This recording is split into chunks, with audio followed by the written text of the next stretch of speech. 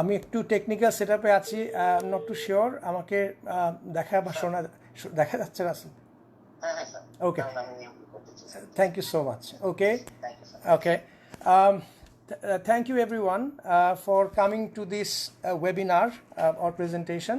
I'm very sorry about the slight delay. Obviously technology আমাদের সবার জন্য চ্যালেঞ্জিং, সো অফ কোর্স একটু সময় লাগতেই পারে, আমরা সবাই শিখছি। Facebook live is something not so new for many people, but এখানে আমরা আজকে সাথে জুমের মাধ্যমে ওয়েবিনার করি। Thanks for the comments that are coming. আমি Khaled Hamid Chowdhury, doctor Khaled Hamid Chowdhury, barrister law. You know that I am a practitioner of the Appellate Division, Supreme Court of Bangladesh. I am also the head of laws of LCLS South. At the same time, আমি এডুকেশনের সাথে জড়িত আছি। আমি legal টিচিংয়ের সাথে 25 বছর যাবত আছি, এবং অ্যাট দ্য সেম টাইম আমি এডিআর, অল্টারনেট ডিসপিউট রেজলিউশন সেক্টরে কাজ করি। এছাড়া I try to play different roles to further the legal education in Bangladesh. বাংলাদেশে লিগ্যাল এডুকেশন সেক্টরে যাতে আমরা আরও ভালো করতে পারি, আমরা অনেক পিছিয়ে আছি অনেক দিক থেকে। আমি প্রথমে আসলে উচিত ছিল ধন্যবাদ দেওয়া Bangladesh lawyers and law student association, BLLSAK, for inviting me today, আজকে আমাকে এখানে আমন্ত্রণ জানানোর জন্য, এই ওয়েবিনারে কথা বলার জন্য। যাই হোক, এখন আমরা আজকে যে কনটেক্সটে আপনাদের সামনে আসলাম, এটা হচ্ছে যে আপনারা জানেন যে কোভিড-19 আমাদের, আমি বলবো যে আমাদের পৃথিবীর ইতিহাসে it has become a crisis of A life time. এটা কিন্তু অনস্বীকার্য। এই ধরনের ক্রাইসিসে কিন্তু আমাদের ম্যানকাইন্ড আমরা কিন্তু কখনো পড়ে নাই। সো এই একটা অবস্থাতে আমাদের বাংলাদেশের কনটেক্সটে আমরা যদি আজকে গ্লোবাল সিনারিও যদি আমরা দেখি, যে আমরা গত 2 থেকে 3 মাস আগে বিভিন্ন দেশে এটা ডিটেক্টেড হলো ভাইরাসটা, এবং আপনার প্রায় 33-34 মিলিয়ন মানুষ আক্রান্ত, 2,70,000-এর মতন লোক unfortunately lives have been lost.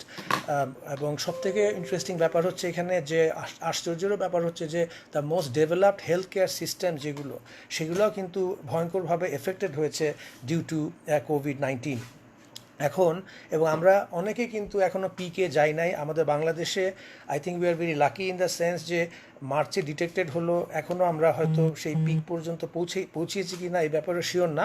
আমাদের অফকোর্স হেলথ কেয়ার সিস্টেম অনেক চ্যালেঞ্জেসের মধ্যে দিয়ে যাচ্ছে, বাট আমরা আশা করি যে আমাদের সবার চেষ্টাতে, thanks to our health service frontline workers, তারা অনেক লিমিটেশন সত্ত্বেও কাজ করে যাচ্ছেন। আলোচনা সমালোচনা সবই হবে, কিন্তু আমাদের সবাইকে কিন্তু পারস্পরিক সাপোর্ট করতে হবে। This is not the time যেখানে আমরা ডিভাইডেড হয়ে হানাহানি করবো বা রেষারেষি করবো। This is not really the time. This is very important for us to understand. এই কনটেক্সটে আমরা যদি আমাদের লিগ্যাল প্রফেশনের অবস্থায় যদি আমরা যদি চিন্তা করি, যে বাংলাদেশ হচ্ছে 8th most densely populated country, হ্যাঁ, সেখানে আমাদের ঢাকা শহরে প্রচুর মানুষ। এখানে আমরা একটা সমীক্ষাতে দেখেছি যে 37% মানুষ কিন্তু আরবান স্লামে আছে, খুব খারাপ অবস্থাতে আছে। এবং আমাদের কিন্তু আমাদের দেশে ডিজাস্টার রিস্ক এর দিক থেকে আমরা কিন্তু খুব একটা খারাপ অবস্থাতে আছি।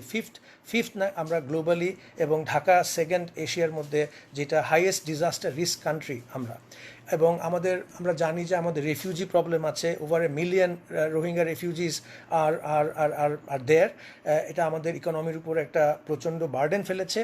এবং আমরা দেখছি যে আমরা কিন্তু সেই 17-18 মার্চ থেকে আমরা পাবলিক হলিডের মধ্যে আছি, এক্সটেন্ডেড টিল 17th এখন।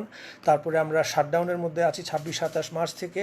আমাদের employment sector, garment sector, supply chain management, সব কিছুই কিন্তু একটা বড় একটা বাধার সম্মুখীন হচ্ছে। অ্যান্ড অফকোর্স এডুকেশন, আমরা সবাই কিন্তু একদম সব কিছু বন্ধ করে দিয়ে বসে আছি। We are lockdown. এবং আমরা নিজেদেরকে রক্ষা করা এবং অপরকে রক্ষা করা, সেই কারণেই কিন্তু আমরা আজকে এই অবস্থায় থাকলাম এখন। এবং আরেকটা এতে দেখলাম যে অলমোস্ট $3 বিলিয়ন আমাদের ইকোনমি থেকে এটা হয়তো ওয়াইপ আউট করবে, এবং এটা হয়তো আরও বাড়তে পারে। গভর্নমেন্ট প্রণোদনা দিচ্ছেন, স্টিমুলাস প্যাকেজেস বিভিন্ন সেক্টরে দিচ্ছেন, এবং সেটার যাতে সঠিক ইমপ্লিমেন্টেশন হয়, সবাই যাতে সব পায়, সেটা আমাদের কাম্য। এবং সবাইকে আমি বলছি এই ব্যাপারে স্যাক্রিফাইসিং টেন্ডেন্সি নিয়ে অনেস্টলি সবাইকে কাজ করতে হবে। তাহলে কিন্তু আমরা আশা করি আমরা ঘুরে দাঁড়াতে পারবো এবং আমরা সামনের দিকে দ্যাট ইজ ইম্পর্ট্যান্ট। এবং প্রচুর জবলেসনেস দেখা যাচ্ছে, আনরেস্ট হতে পারে, জিনিসের দাম বাড়তে পারে, সামনে ঈদ আসছে, দেয়ার ইজ ক্রাইসিস। কিন্তু সবথেকে বড় কথা কি জানেন, সবথেকে বড় কথা হচ্ছে যে এই টু ফাইট ব্যাক এবং এই যে ঘুরে দাঁড়ানো জিনিসটা, হ্যাঁ, যেটা ঘুরে দাঁড়াতে হবে, এবং এই জিনিসটা কিন্তু এখানের মধ্যে আমি মনে করি যে আমাদেরকে কোনো অবস্থাতে আমাদেরকে হাল ছাড়লে চলবে না। আজকে আমরা যে কনটেক্সটে আপনাদের সামনে এসেছি, most of you are young lawyers, law students, সামনে আপনাদের একটা ভবিষ্যতের একটা ব্যাপার আছে, ক্যারিয়ার এখন অনেকে শুরু হয়নি, সব কিছু মিলিয়ে কিন্তু আমরা এমন একটা দিকে যাচ্ছি যে যেখানে আমাদেরকে অনেক চিন্তা ভাবনা করে ধৈর্য ধরে উইথ পেশেন্স উইথ সাপোর্ট আমাদেরকে সামনের প্ল্যানগুলো করতে হবে। তো আমাকে যেটা বলা হয়েছে যে আমাদের এই যে আপনাদের ক্ষেত্রে career planning, just see something, যে আমরা আন্ডার প্রিপেয়ার থাকার কারণে, যেহেতু আমাদের জুডিশিয়ারি বা কোর্ট সিস্টেম নাই, আন্ডার প্রিপেয়ার থাকার কারণে কিন্তু আমরা কি দেখতে পেলাম যে আমাদের ডিসপাইট দ্য ফ্যাক্ট যে আমাদের যে কনস্টিটিউশনাল রাইটস যেগুলো আছে, আমাদের কিন্তু কনস্টিটিউশনাল গ্যারেন্টিগুলো কিন্তু প্রায় থেমে গিয়েছে অনেক ক্ষেত্রে, because of the fact the access to জাস্টিসের যে ব্যাপারটা আমাদের article 27, 31, 32 relevant provisions of the কনস্টিটিউশনে, যে আইনের সমতা, সমান আশ্রয় লাভের অধিকার, সব কিছু কিন্তু বলতে গেলে একটা ফ্রিজ হয়ে গিয়েছে কেন? বিকজ অফ দ্য ক্রাইসিস আমাদের judiciary is not being able two function. একটু সময় নিয়ে হলেও আমরা কিন্তু আস্তে আস্তে এখন আলাপ আলোচনা চলছে, বারের লিডাররা চেষ্টা করছেন, তাদেরকে সবাই সহযোগিতা করছে, এবং সবার ঐকান্তিক চেষ্টাতে আমরা আশা করি যে আমরা একটা জুডিশিয়াল সিস্টেম হয়তো আমরা শিগগিরই চালু করতে পারবো, এবং চালু করার পরে আমরা আশা করছি যে এটা থাকবে, কারণ এই ধরনের ক্রাইসিস কিন্তু এটা হয়তো আসতেই থাকবে, হ্যাঁ, কারণ ওয়ার্ল্ড এমন একটা ক্রান্তিকাল দিয়ে যাচ্ছে যে আমরা এনভায়রনমেন্টকে অ্যাবিউজ করেছি এমনভাবে, আমরা সত্যি কথা পরিবেশের যত্ন নিতে পারি নাই। এবং আপনি দেখেন যে সিংহ এখন রাস্তায় চলে আসছে, রাইট, হরিণ ঘুরে বেড়াচ্ছে, আপনি অদ্ভুত সমস্ত ছবি আমরা দেখতে পাচ্ছি, মনে হচ্ছে না যে এটা 2020, এটা মনে হয় 1920, 1820 পিকচার কিন্তু অনেক জায়গায় দেখতে পাচ্ছেন। This is quite amazing. আপনি দেখেন সব কিছু খারাপের মধ্যেও কিন্তু প্রকৃতির যে ফিরে আসাটা, এটা কিন্তু একটা বড় ফ্যাক্টর, এবং এটা কিন্তু আমি মনে করি যে এটা আমাদের জন্য একটা লেসন ফর দ্য ফিউচার, যে আমরা এই করোনা ক্রাইসিস শেষ হওয়ার পরে আমি সবসময় আশাবাদী যে আমরা হয়তো আরও হিউম্যানিটিকে আমরা প্রাধান্য দেব, আমরা মানুষকে ভালোবাসবো, আমরা স্যাক্রিফাইস করব। এবং আজকে দেখেন France, Italy, Germany, America, Australia, Canada, India, আমরা কিন্তু সবাই ভৌগোলিক দূরত্ব কিন্তু আমরা কিন্তু আর নাই, কারণ আপনি যখন টিভিতে এমন সমস্ত চিত্র দেখছেন যে তাদের বেস্ট হসপিটালগুলো ফাইট করছে, হ্যাঁ, হেলথ কেয়ার সিস্টেম, ডক্টররা ফ্রন্ট লাইনে মারা যাচ্ছে, তাদের ক্ষেত্রেও কিন্তু দেখেন ইকুইপমেন্টের অভাব, ইংল্যান্ডের মতন জায়গাতে, হ্যাঁ, ইটালির মতন জায়গাতে মাস্ক পাচ্ছে না, পিপিই পাচ্ছে না। কাজেই এরকম একটা ক্রাইসিস যেটা কিন্তু অনেক বড় বড় হেলথ কেয়ার সিস্টেমকেও আন্ডার প্রিপেয়ার্ড অবস্থায় পেয়ে গেছে, হ্যাঁ, এটা এমনই একটা ভাইরাস। আর সবচেয়ে ভয়ঙ্কর কথা হচ্ছে এই ভাইরাস সম্পর্কে শুরুতে যতটুকু শোনা গেছে 1%, 2% হালকা ইনফ্লুয়েঞ্জার মতন হবে, এইজ বেশি হলে পরে হয়তো ফুসফুস আক্রান্ত হতে পারে। এখন দেখা যাচ্ছে যে আসলে ব্যাপারটা কিন্তু মিউট্যান্ট ভাইরাস, অনেকবার নাকি এটা কি বলবো, ঘল বদলে এটা একটা ভয়ঙ্কর আকার ধারণ করছে। এখন বলা যাচ্ছে যে এটা আমাদের লাইফে একটা আরও ব্রেনকে এফেক্ট করতে পারে, হার্টকে এফেক্ট করতে পারে, আফটারম্যাথ। যাই হোক, তো কাজেই আমাদের এই যে অ্যাক্সেস টু জাস্টিস, আমি thank you for the questions, আমি কোয়েশ্চেন্স একে একে আসবো, ইউ কিপ আস্কিং কোয়েশ্চেন্স। তো আমরা এই জুডিশিয়ারির চাকাটা যখন আমাদের ঘুরতে শুরু করবে, কোর্ট চালু হবে, এবং এই ব্যাপারে সাব কমিটি কাজ করছে, মহামান্য প্রধান বিচারপতির কাছে অলরেডি বোধহয় একটা রিকোয়েস্ট গেছে, সব কিছু মিলিয়ে আমরা খুব আশাবাদী যে এটা আমাদের সব কিছু শুরু হবে। কিন্তু ইন দ্য মিন ওয়াইল আমরা কিন্তু এই যে অ্যাবিউজ অফ প্রসেস হচ্ছে, ডোমেস্টিক ভায়োলেন্স বেড়ে গেছে, নানা রকম অশান্তি দেখা দিচ্ছে, এই টাইমে কিন্তু আমাদেরকে পারস্পরিক সহযোগিতা করতে হবে। আমাদের কিন্তু এখন সব থেকে বড় কথা, যাওয়ার কিন্তু তেমন জায়গা নাই। সো রিয়ালিটি কিন্তু গ্রিম। আরেকটা কথা বলবো for the young, of course for the young learners and lawyer, যেই প্রেক্ষিতে আজকে আমার মূল বক্তব্য হবে, যে আমরা কিন্তু কোভিড-19 আগেই কিন্তু আমাদের যে কোর্ট সিস্টেমের যে অবস্থা ছিল, আপনারা সবাই মোটামুটি আপনারা কিন্তু জানেন যে এটার যে স্ট্যাটিস্টিক্সটা কিন্তু আসলে গ্রিম স্ট্যাটিস্টিক্স, যে আমাদের যে মামলা মোকদ্দমার যে অবস্থা, আমি সেদিন আরেকটা ওয়েবিনারে বললাম যে আমাদের আপিল বিভাগে 7 জন বিচারপতির উপরে প্রায় 23-24 হাজার মামলার প্রেশার, তাই না? এবং হাইকোর্টের 90-এর উপরে বিচারপতি, মহামান্য বিচারপতি, ওনাদের honourable justice of the high court division, তাদের উপরে প্রায় আপনার 5 লক্ষাধিক মামলা ওনাদেরকে এই জ্বর ছাড়াতে হবে। লোয়ার কোর্টে প্রায় 31 লাখের মতন কেস পেন্ডিং, হ্যাঁ, জাজের সংখ্যা 1800 থেকে 1900-র মধ্যে। তার মানে এক একজন বিচারপতির জন্য 1700 করে মামলা বলতে গেলে প্লাস আছে, এবং এই সংখ্যা কিন্তু 5 লাখ বেড়েছে 4 বছরে, 14 to 19 যদি আমরা যদি এটা সমীক্ষা যদি দেখি। তো এরকম একটা অবস্থাতে যখন আমরা সবাই জানি যে বড় বড় চেম্বারগুলোরও আসন সীমিত, সেখানে কিন্তু পিপুলেজ বা ইন্টার্নশিপের স্কোপ কিন্তু কম, তাই না? এবং আমাদের বার কাউন্সিলের পরীক্ষাটা নিয়মিত হচ্ছে না। ল স্কুলগুলোকে দেখা যাচ্ছে অনেক অবস্ট্যাকেলের সম্মুখীন হতে হচ্ছে আইনজীবী হওয়ার জন্য, ঠিক আছে? এবং আমাদের দেখা যাচ্ছে যে বার কাউন্সিল পরীক্ষার আগে অনেক কোচিং হয় পাশ করানোর জন্য, কিন্তু বার কাউন্সিল পরীক্ষা দিয়ে যখন আপনি অ্যাডভোকেট হয়ে যাচ্ছেন, লার্নেড অ্যাডভোকেট হয়ে যাচ্ছেন, তারপরে আপনার শিক্ষার ব্যবস্থা কী? তারপরে কিন্তু আপনার শিক্ষার ব্যবস্থা আপনি নিজে, অর্থাৎ আপনি যেখানে চেষ্টা করে ভালো একজন সিনিয়রের সাথে থাকবেন, সম্মানের চোখে তাকে দেখবেন, উনি আপনাকে শিখাবে, বা আপনি অনেক স্যাক্রিফাইস করে কাঠখড় পুড়িয়ে হয়তো নিজে পড়াশোনা করবেন, নিজে অ্যাচিভ করবেন, তার মানে আপনাকে অনেক সেলফ মোটিভেশন নিয়ে কিন্তু কাজ করতে হবে। হ্যাঁ, তো এইটা কিন্তু obviously it's a big challenge আমাদের সমাজে, আমাদের যুগে কিন্তু এটা অত্যন্ত একটা বড় একটা চ্যালেঞ্জের মধ্যে কিন্তু আমরা কিন্তু দিয়ে যাচ্ছি, কিন্তু এটা কিন্তু সহজ না। এবং সবথেকে প্রবলেম হচ্ছে যে আমাদের ইনস্টিটিউশনাল হেল্পগুলা কিন্তু কোঅর্ডিনেশন কিন্তু নাই, আমাদের কিন্তু কোঅর্ডিনেশন থাকছে না। এই জন্য আমি মনে করি, আমি যেটা আপনাদেরকে বলবো যে সর্বস্তরে সব ক্ষেত্রে কিন্তু আপনারা চেষ্টা করবেন যে আমি কিভাবে অ্যাচিভ করতে পারি, আমি কিভাবে কিছু শিখে নিজেকে স্কিল করতে পারি। কারণ আপনারা জানেন যে ডিউ টু দ্য ফ্যাক্ট যে irregularity in the bar council examination, আপনি কবে লার্নেড অ্যাডভোকেট হবেন, কবে আপনি আরও সামনের দিকে যাবেন, এই টাইমটা কিন্তু আমাদের দেশে কিন্তু আনসার্টেন। ইন্ডিয়ার মতো একটা ডেন্সলি পপুলেটেড দেশে, যেখানে অনেক অনেক অনেক অনেক আইনজীবী, আমি সেখানে I was at a mediation competition, এই কোভিড-19 শুরু হওয়ার সময় আমি ফেব্রুয়ারিতে শুরুতে গিয়েছিলাম NUJS কলকাতাতে। সেখানে আমার সঙ্গে একজনের কথা হলো, বললো স্যার আমাদের তো এখানে বছরে 2 বার একদম অল ইন্ডিয়া বার এক্সামিনেশন হয়, তাদের এখানে দেখেন এত সুন্দর কোঅর্ডিনেশন, তাদের কিন্তু বার এক্সামিনেশন কিন্তু হচ্ছে, ঠিক আছে? তারা এইটা জানে, তারা লয়ার হিসেবে কোয়ালিফাই করবে বা তারা ADR এক্সপার্টস হবে, তারা তাদের ক্যারিয়ার পন্থাটা কিন্তু অন্তত একটা আমি বলবো একটা প্রমিজিং প্ল্যাটফর্মে তারা শুরু করতে পারছে। আমাদের ক্ষেত্রে কিন্তু আনফর্চুনেটলি তা হচ্ছে না, বরং উল্টা দেখা যাচ্ছে যে আইনজীবী হতে গিয়ে বরং একটা বাধা বিপত্তি, যে এত লয়ার কেন দরকার, বেশি হয়ে গেছে ইত্যাদি ইত্যাদি। মানুষ যখন আইনের পথে আসতে চাইবে, কোনো ছেলে বা কোনো মেয়ে যদি, আমাদের সবাই যদি চিন্তা করে, বাবা মা সাপোর্ট নিয়ে অনেক আশা করে আপনাদেরকে ভর্তি করিয়েছে আইনজীবী হওয়ার জন্য, সবাই কিন্তু চাইবে যে একটা ক্যারিয়ার প্যাথ যাতে একটা কি হয়, স্মুথ হয়, তাই না? এটাই কিন্তু প্রথম থেকে যদি বাধা বিপত্তি মানুষ যখন দেখে, তখন কিন্তু মানুষ কিন্তু কি হয়, তখন তো ডিমোরালাইজড হয়ে যায় মানুষ, যে আমি কোথায় আসলাম, আমি কি ভুল করলাম নাকি? আর এইভাবে যদি ভালো ভালো পোটেনশিয়ালি ভালো ব্রেইনস, যাদের ডেডিকেশন আছে, পোটেনশিয়ালস আছে, তারা যদি বিমুখ হয়ে প্রফেশন থেকে চলে যায় বা যদি এই লাইনে না আসে, তাহলে বুঝতেই পারছেন যে আমাদের কিন্তু ফিউচারটা কিন্তু আসলে ইটস প্রিটি ডার্ক। ওকে, কারণ সময় কিন্তু সবারই শেষ হয়ে যায়। আমি আজকে আপনার সঙ্গে কথা বলছি, পরে হয়তো সুযোগ নাও পেতে পারি, because life is very uncertain.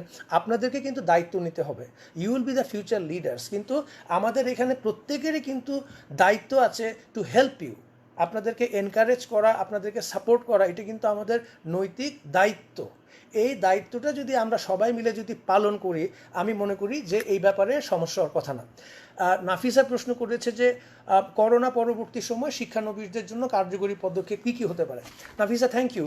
ব্যাপার হচ্ছে কি, যে এই ক্রাইসিসটা শেষ হওয়ার পরে আমাদের লিগ্যাল, ইকোনমিক্যাল বা অন্যান্য সাইডে যে আমরা যে কোন অবস্থাতে দাঁড়াবো, কোন জায়গায় যে আমরা নিজেদেরকে খুঁজে পাবো, আমি সেই ব্যাপারে কিন্তু আমরা এখনও সার্টেন না।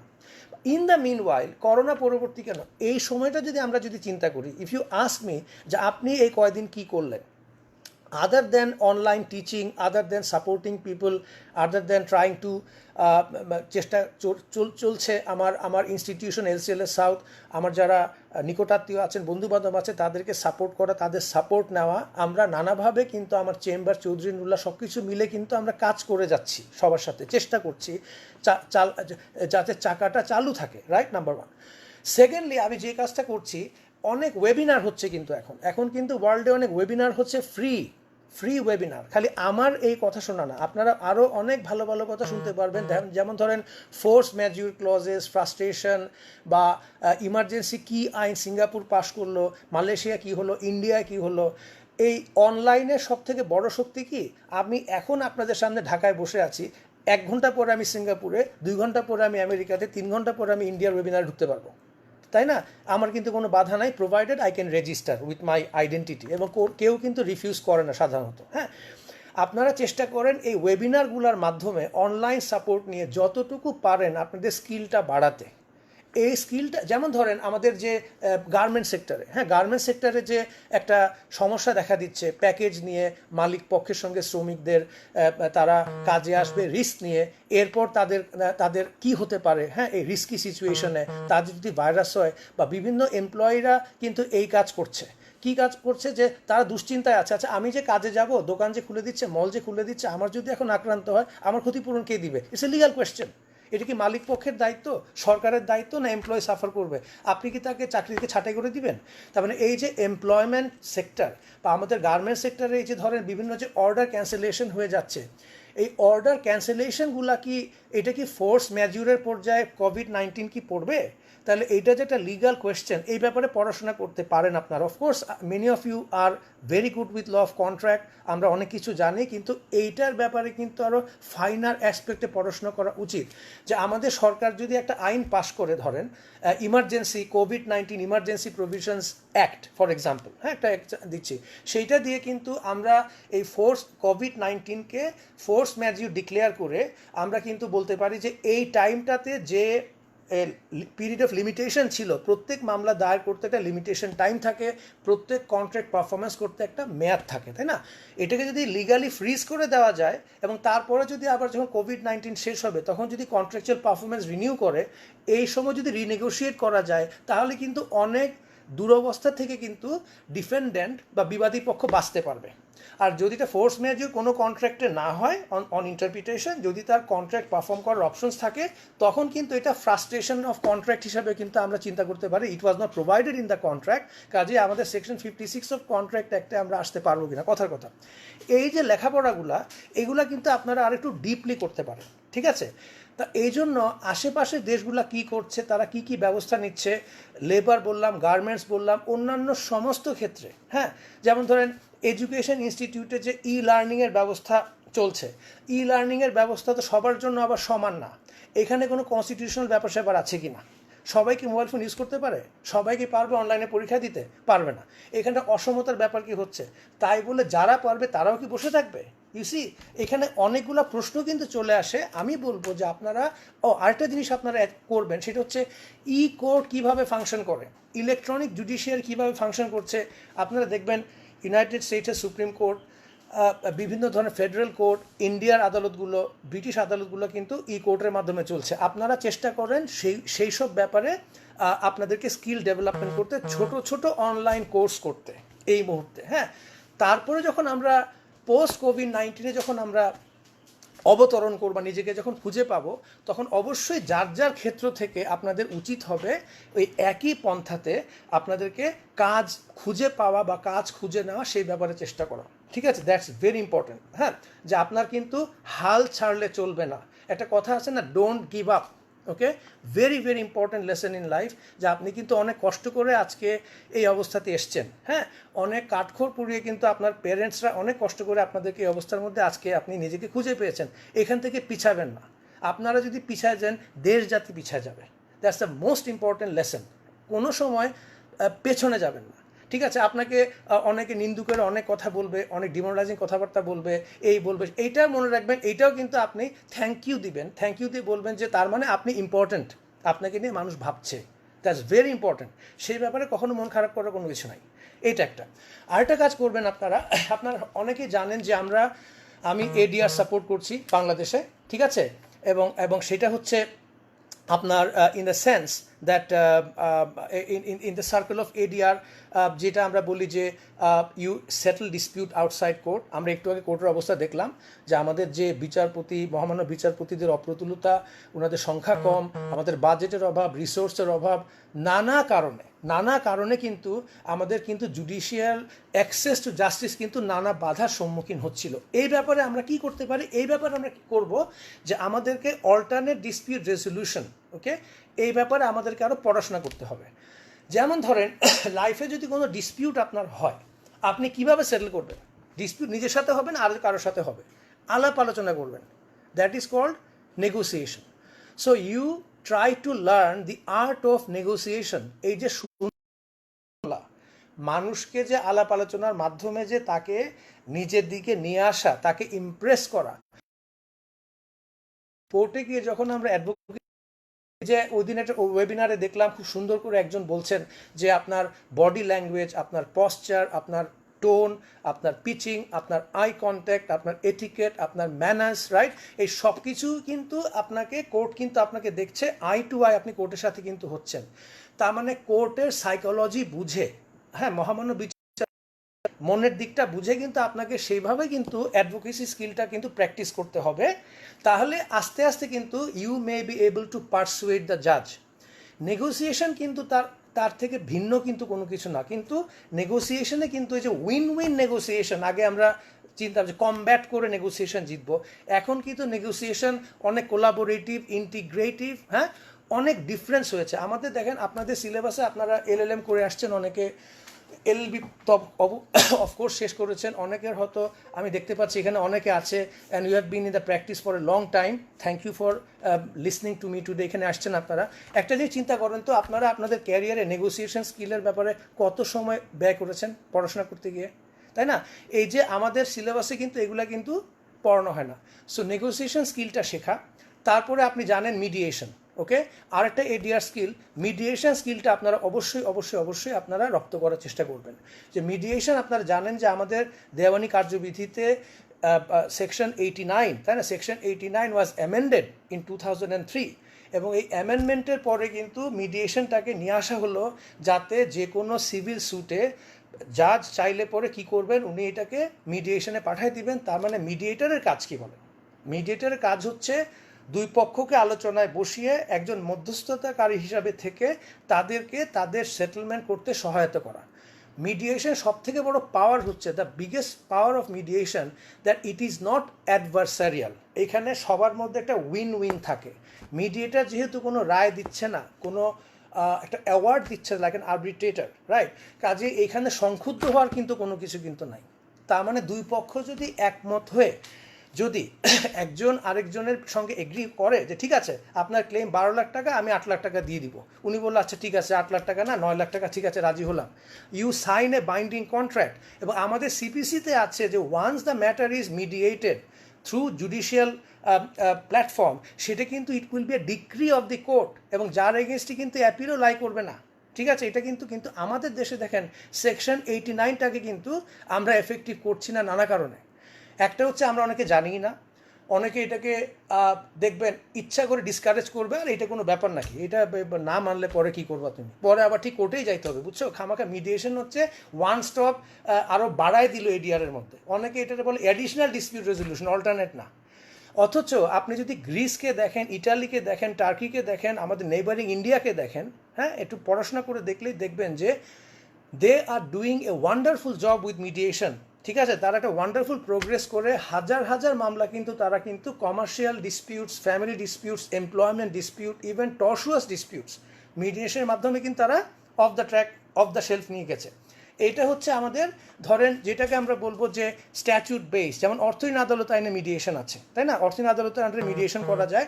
সেখানে দেখেন আমাদের দেশে অগন্তি ডিফল্টার, হাজার হাজার হাজার লক্ষ হাজার কোটি টাকা আমাদের ডিফল্ট হয়ে গেছে, ব্যাংকিং সেক্টরের অবস্থা কি আমরা জানি। সেইখানে মিডিয়েশনের প্রভিশন থাকা সত্ত্বেও why it is not being successful, a question has to B asked.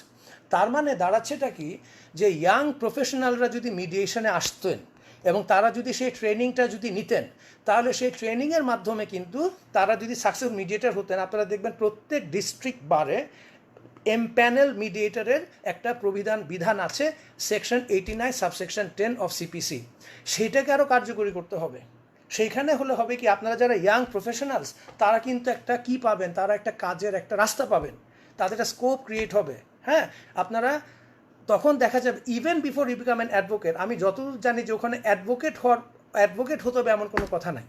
এছাড়া আমাদের দেশে আপনার লেবার ল, ঠিক আছে, অ্যাডহক ভিত্তিতে আরও অনেক আইন আছে, ভিলেজ কোর্ট অ্যাক্ট আছে, অন্যান্য অনেক আইন আছে যেখানে আপনার মিডিয়েশনের বিধান কিন্তু আছে, তাই না? So mediation can be a very powerful impetus.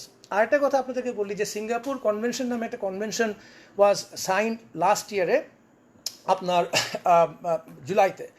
তাই was lucky enough to be there. Singapore কনভেনশনের মাধ্যমে কিন্তু ইন্টারন্যাশনাল কমার্শিয়াল মিডিয়েশনের যে cross border dispute of mediation, সেটা কিন্তু এখন এক দেশের মিডিয়েটেড সেটেলমেন্ট আরেক দেশে কিন্তু এনফোর্স করা যায়, রিকগনাইজ এন্ড এনফোর্স করা যায়, ঠিক যেমন আরবিট্রেশন সালিশে নিউ ইয়র্ক কনভেনশন আছে। সো মিডিয়েশন আমি বলবো is a very very bright future. আরবিট্রেশনের ব্যাপারে আমি আপনাদেরকে এনকারেজ করবো, কিন্তু আমি ফ্র্যাঙ্কলি বলি arbitration is something which is with all due respect to everyone, এটা একটু অ্যাডভান্স লেভেল। পড়লেও ফাইনাল ইয়ারের দিকে পড়েছেন, মাস্টার্স লেভেলে আমি পড়াচ্ছি arbitration. It's not easy. So আরবিট্রেশনটা কিন্তু প্র্যাকটিসের সাথে সাথে কিন্তু আরবিট্রেটার হওয়ার বা আরবিট্রেশন কাউন্সিল হওয়ার মাইন্ডসেট কিন্তু আপনাকে ডেভেলপ করতে হবে। আরবিট্রেশন সুবিধাটা হচ্ছে এটাও ইনফর্মাল, এটাও কনফিডেন্সিয়াল, এটাও প্রাইভেট, ঠিক আছে। এখানেও কিন্তু পার্টিজরা নমিনেট করে আরবিট্রেটরকে, কিন্তু এখানে যখন কোনো আরবিট্রেটর অ্যাওয়ার্ড দেয়, সেই অ্যাওয়ার্ডে সংক্ষুব্ধ হয়ে কিন্তু ওই অ্যাওয়ার্ডটাকে কিন্তু সে সেটিসফাইড করার চেষ্টা করবে, এনফোর্সমেন্টকে চ্যালেঞ্জ করার চেষ্টা করবে। ইন্টারন্যাশনাল আরবিট্রেশনে আরও প্ল্যাটফর্ম তৈরি হবে, এবং অনেকে বলে এটা অনেক এক্সপেন্সিভ, অনেক কমপ্লিকেটেড ইত্যাদি ইত্যাদি, রাইট? সো এই ব্যাপারে আমি বলবো যে আরবিট্রেশন, একজন আরবিট্রেটর হওয়ার জন্য কিন্তু আপনার যেসব সার্টিফিকেট কোর্সেস আছে, স্কিলস আছে, সেগুলো ডেভেলপ করতে পারেন। এছাড়া অ্যাডজুডিকেশন নামে আরেকটা এডিআর আছে, যেটা কনস্ট্রাকশন ইন্ডাস্ট্রিতে এটা সাধারণত থাকে, অ্যাডজুডিকেশন ও অ্যাডজুডিকেটর। সো অ্যাডজুডিকেশনের ব্যাপারে কিন্তু আমাদের অনেকগুলা পাবলিক প্রকিউরমেন্ট লতে অ্যাডজুডিকেশনের ব্যাপার আছে, অনেক কমার্শিয়াল কন্ট্রাক্ট এখানে অ্যাডজুডিকেশন থাকে। It is similar to arbitration, কিন্তু অনেক সময় দেখা যায় যে অ্যাডজুডিকেশন ফেল করলে আরবিট্রেশনে যায়। ওকে, তাহলে আপনাদের একটা কাজ হচ্ছে যে এডিআর মাইন্ডসেটটা ডেভেলপ করা, এবং সেই সাথে এই যে অ্যাডভোকেসি স্কিলগুলোকে আপনারা আস্তে আস্তে চর্চা করতে পারবেন। আশা করি এটা একটা হবে। আচ্ছা, আমাকে আরেকজন করেছেন প্রশ্ন, আকিবও বলেছেন যে what will the impact of new law graduates after the pandemic. আমি মনে করি এইটা আগেরই প্রশ্নের জবাব। আমাদেরকে একটু ওয়েট করতে হবে, আমাদেরকে ধৈর্য ধরতে হবে, আমাদেরকে স্কিল ডেভেলপ করতে হবে। জান্নাতুল ফেরদৌস জিজ্ঞেস করেছেন যে বাংলাদেশে এলএলএম শেষ করে বারেট ল করতে হলে কিভাবে শিক্ষানবিশ পড়াশোনা শুরু করবে। Sir, thank you for the question Jannatul Ferdous. আমাদের দেশে যদি আপনি লোকাল প্রাইভেট ইউনিভার্সিটি থেকে বা পাবলিক ইউনিভার্সিটি থেকে যদি এলএলবি অনার্স করে যদি এলএলএম করেন, আপনি যদি ব্যারিস্টার হতে চান, আপনার সামনে কয়েকটা পথ খোলা আছে।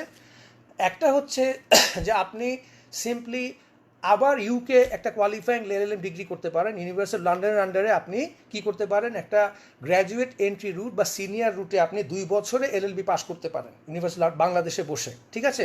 সেইটা পাস করার পরে আপনি ইউ আর এলিজিবল। যদি আপনি লোয়ার সেকেন্ড ক্লাস পান বা তার বেশি ভালো করেন, আরও ভালো, তাহলে you can apply for the bar. Okay, আপনি বারে অ্যাপ্লাই করতে পারবেন তখন। আচ্ছা, এটা গেল একটা অপশন। সেকেন্ড অপশন হচ্ছে যে আপনি কনভার্সন কোর্স বা জিডিএল একটা কোর্স আছে, সেরকম কিছু করতে পারেন। এটা একটা কনভার্সন কোর্স, এখানে আপনার ওই 1 বছর বা 2 বছরে আপনি ইউকেতে গিয়ে আপনি পড়াশোনা করে কনভার্সন কোর্স করে তারপরে বারে অ্যাপ্লাই করতে পারেন। ওকে, সেটাও সম্ভব। বাংলাদেশে 2-1টা জায়গাতে, আমরা যেমন এটা লিডস বেকেট ইউনিভার্সিটির আন্ডার একটা এলএলএম আছে, আমরা সেখানে এটা অফার করছি। থার্ডলি আপনি যেটা করতে পারেন, ইউ ক্যান ওয়েট, আপনি অ্যাডভোকেট হবেন, আপনি once you get your enrolment certificate, কোনো এক্সপিরিয়েন্স লাগে না, আপনি তখন বার ট্রান্সফার টেস্ট বা বিটিটি করতে পারেন। বিটিটিতে আপনি যখন অ্যাপ্লাই করবেন, তখন আপনার কোয়ালিফিকেশন দেখে তারা আপনাকে কয়েকটা সাবজেক্টে আশা করি এক্সামশন দিয়ে দিবে। তারপরে আপনাকে সিভিল, ক্রিমিনাল লিটিগেশন এবং আপনার এথিক্স কয়েকটা পরীক্ষা আপনাকে দিয়ে কিন্তু পাস করতে হবে। Once you pass bar transfer test, আপনি কিন্তু ঠিক অন্য 8-10 জনের মতনই you can be call to the bar, এবং আপনি একটা ইনার মেম্বার হবেন, Lincoln's Inn Gray's inner table, middle table একটা মেম্বার হবেন। আমি বলবো আপাতত এই 3টা অপশন আছে, অথবা আপনি বাইরে গিয়ে তো আবার এলবি করতেই পারেন। ওকে, সো দ্যাট ইজ। তো পড়াশোনা করতে গেলে অফকোর্স আপনি কাজের পাশাপাশি পড়তে গেলে আমি মনে করি বাংলাদেশে থেকে করাটা is not a bad option. আচ্ছা, এরপরে সাদ জিজ্ঞেস করেছেন যে এই ক্রাইসিস মোমেন্টের পরে আমরা যারা পিপল আছি তারা অনেক বিপদে পড়ে যাব, এই বিপদটা কাটাতে অফকোর্স আমি অফকোর্স আপনাদের প্রতি সহানুভূতিশীল সাদ, এবং এই কথাটাই হচ্ছে যে আমি খুব আশা করব যে আমাদের যদি বার কাউন্সিলের থেকে যদি একটা কোনো ধরনের মুভমেন্ট আসে, আমাদের সম্মানিত যারা নেতৃবৃন্দ আছেন সুপ্রিম কোর্ট বার বা বাংলাদেশ বার কাউন্সিলের, তারা যদি একমত হয়ে যদি আমাদেরকে কোনো, আপনাদের যারা আছেন সবাই মিলে যদি কোনো একটা স্কিম বা কোনো একটা সহায়তা, ইটস নট জাস্ট ফাইন্যান্সিয়াল সহায়তা, আপনাদেরকে কাজ পাওয়ার জন্য যদি আমরা কোনো একটা স্কিম তৈরি করতে পারি যে প্রত্যেকটা চেম্বার অন্তত একজন করে হয়তো পিউপিল নিবে, এখানে হয়তো আমরা একটা এনলিস্টমেন্ট, এক ধরনের একটা কিছু, যেসব চেম্বার এই স্কিমে আগ্রহী তাদেরকে একটা মোটিভেট করতে হবে যে আপনারা আপনারা 5 স্টার হবেন বা 3 স্টার হবেন, you know what I mean. তাদেরকে যদি আমরা এনকারেজ করতে পারি, অনেক চেম্বার কিন্তু এই কাজে আসতে পারে।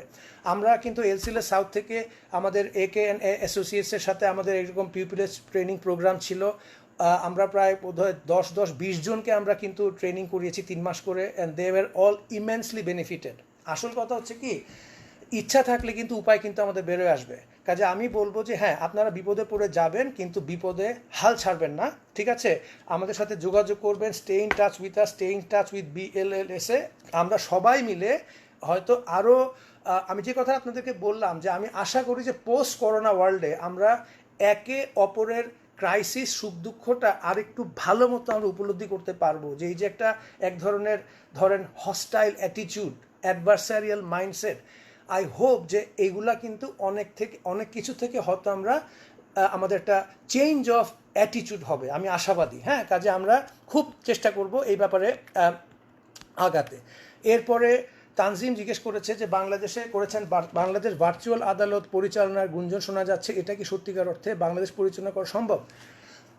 তানজিম, আসলে again very relevant question, thank you, ধন্যবাদ আপনাকে এই কোয়েশ্চেনের জন্য।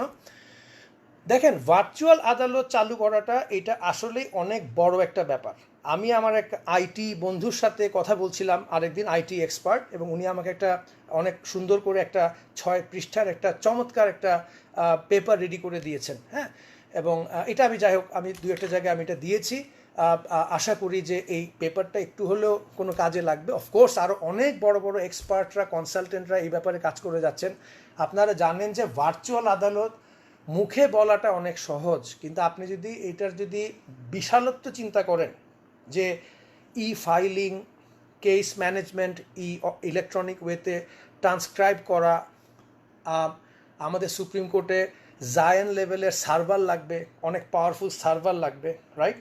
তারপরে এইটা যাতে প্রোটেক্টেড থাকে সেই জন্য আপনাকে কি করতে হবে, আপনাকে এগুলা সব ব্যাকআপ রাখতে হবে বিভিন্ন জায়গাতে, 2-3টা দেশেও তো আপনাকে ব্যাকআপ করতে হবে যাতে এটা ওয়েবের মধ্যে থাকে, right? Everything that is entered in the data, কারণ আপনি বুঝতেছেন যে এখানে কত কনফিডেন্সিয়াল তথ্য থাকবে, যদি কেউ হ্যাক করে, যদি কেউ এখানে ঢুকে, আমাদের কিন্তু পুরা জুডিশিয়াল সিস্টেম আমরা বিপদের মধ্যে পড়ে যাব, তাই না? কারণ মানুষের কত তথ্য এর মধ্যে, কিন্তু এভরি ফাইলিং যদি ফাইলিং হয়, you understand the type of data that would be entered into, right?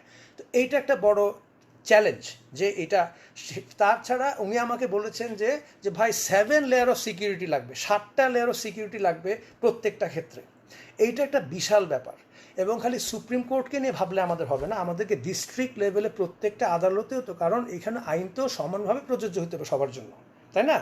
আমরা কোনো জায়গায় জুডিশিয়ারি করলাম, কোনো জায়গায় করলাম না, that might create a problem, তাই না? আরও অনেক চ্যালেঞ্জেস আছে, যেমন ধরেন আমাদের যারা সিনিয়র লয়াররা আছেন তারা অনেকে এই ধরনের ব্যাপারে এত দক্ষ না। Natural, it's very natural, it is something that happen in the last 8-10 বছরে। কীভাবে আশা করা যায় যে ওনারা সবাই এটা পারবেন, তাই না?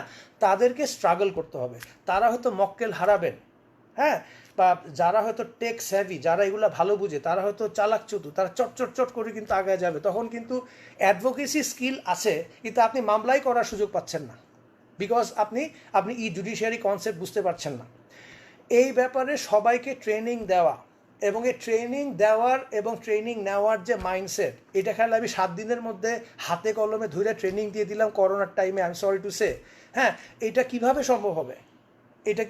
এটা কি অল্প সময় করা সম্ভব? ইমার্জেন্সি বেসিসে জুডিশিয়ারি চালু করতে আমরা পারি, কিন্তু আমার মনে হয় যে এই ব্যাপারে একটা মানে বড় একটা ওভারঅল আমি হ্যাপি টু সে যে আপনারা জানেন যে ইউএনডিপির ফান্ডিংয়ের মাধ্যমে বোধহয় কত 2,690 কোটি টাকার প্রজেক্ট গত বছরই এটা চালু, সেখান থেকে কিন্তু এখন ট্রেনিং শুরু হচ্ছে। বাট আমি আশা করব যে এই টাকাটা, এই ট্রেনিংটা যাতে সত্যিকার অর্থে যাতে হয়, যাতে করে আমরা যে ইকুইপমেন্ট, এর আগে শুনেছি ইকুইপমেন্ট এসে নাকি নষ্ট হয়ে গেছে, ঠিক আছে, সেখানে চালানোর কেউ ছিল না, আবার চালানোর কেউ থাকলে ইকুইপমেন্ট থাকে না, তার মানে দুই দিকে কিন্তু আমাদের একটা ভারসাম্য হচ্ছে না, রাইট? সো এই ব্যাপারে আমি মনে করি যে এটা সময় সাপেক্ষ ব্যাপার। হ্যাঁ, আর তাছাড়া আমি এটার যে ভার্চুয়াল জুডিশিয়ারির যে অ্যাডভোকেসি চ্যালেঞ্জ, এটা কি চিন্তা করে দেখেছেন যে আপনি ক্যামেরার মাধ্যমে যখন জেরা করবেন আরেকজনকে, সেই জেরাটা কি ফেস টু ফেস জেরার মতন এফেক্টিভ হবে? আপনি যে তার বডি ল্যাঙ্গুয়েজ, তার ডিমিনিয়ার, একজন সাক্ষীর, হ্যাঁ, বা বিচারপতি এক জায়গায়, লয়ার এক জায়গায়, এবং হ্যাঁ আপনার মনে করেন উইটনেস আরেক জায়গায়, তিন জায়গায় বসে আছে, তাই না? এইটা তো অতটুকু এফেক্টিভ তো না হতে পারে, এটাকে তো পরবর্তীতে চ্যালেঞ্জ করতে পারে। আরও একটা কথা আছে, মনে করেন কোনো একটা জায়গায় হয়তো ক্লায়েন্ট আর লয়ার একসাথে বসে আছে কোনো এক সিস্টেমে, আরেক জায়গায় ক্লায়েন্ট এবং লয়ার একসাথে নাই, কথার কথা। যদি আমরা রিমোট সিস্টেমে যদি জিনিসটাকে চিন্তা করি, তাহলে কি দুই পক্ষের প্রতি কি ফেয়ারনেস হইল, তাই না? এরকম এছাড়া অন্যান্য যে চ্যালেঞ্জেসগুলো আছে, ট্রেনিংয়ের কথা বললাম, ইনফ্রাস্ট্রাকচারের কথা বললাম, নিরাপত্তার কথা বললাম, আশা করি যে আমরা কিন্তু, হ্যাঁ, we have to do it, আমাদেরকে কিন্তু জুডিশিয়ারি কিন্তু এস্টাবলিশ করতে হবে, এবং এইটাকে আমি মনে করি যে ফেস টু ফেস কোর্টের সাথে কমপ্লিমেন্টারি হিসাবে কিন্তু, বা সাপ্লিমেন্টারি হিসাবে রাদার আমি বলবো, এটা কিন্তু রাখতে হবে যে প্রয়োজনে আমরা এটা ব্যবহার করব। কিন্তু হঠাৎ করে কিছু মামলা সামনাসামনি, আবার হঠাৎ করে কিছু মামলা ইলেকট্রনিক ফাইলিং, হ্যাঁ, সেখানে কিন্তু একটা ডুয়াল সিস্টেম চালু হয়ে যাবে কিন্তু, তাই না? তার মানে সব কিছুকে একটা সিস্টেমের মধ্যে আনতে হবে ফেয়ারনেসের কারণে, fairness to everyone, not just fairness to the prosecution, fairness to the defence, fairness to everyone. এই সিস্টেমের objective fairness must be ensured. So this is important for judiciary. আমি এটুকুই বলবো, আমরা যদি এটাকে ট্রান্সফর্ম করি এডিআরে, আপনারা দেখবেন যে এডিআরের ক্ষেত্রে কিন্তু এটা কিন্তু ইজিয়ার। কেন ইজিয়ার? কারণ জুডিশিয়ারি করতে গিয়ে অলরেডি আপনারা দেখেছেন যে আমাদের আর্টিকেল 107 অফ দ্য কনস্টিটিউশনে মহামান্য আমাদের রাষ্ট্রপতির কনসেন্ট লাগবে যদি আমরা হাইকোর্ট রুল চেঞ্জ করতে চাই। একজন বলেছেন এটা তো অ্যামেন্ডমেন্ট, কেন কনসেন্ট লাগবে, এটা ইনিশিয়েশন না, but for the sake of clarity সম্মতি নেওয়াটাই ভালো, তাই না?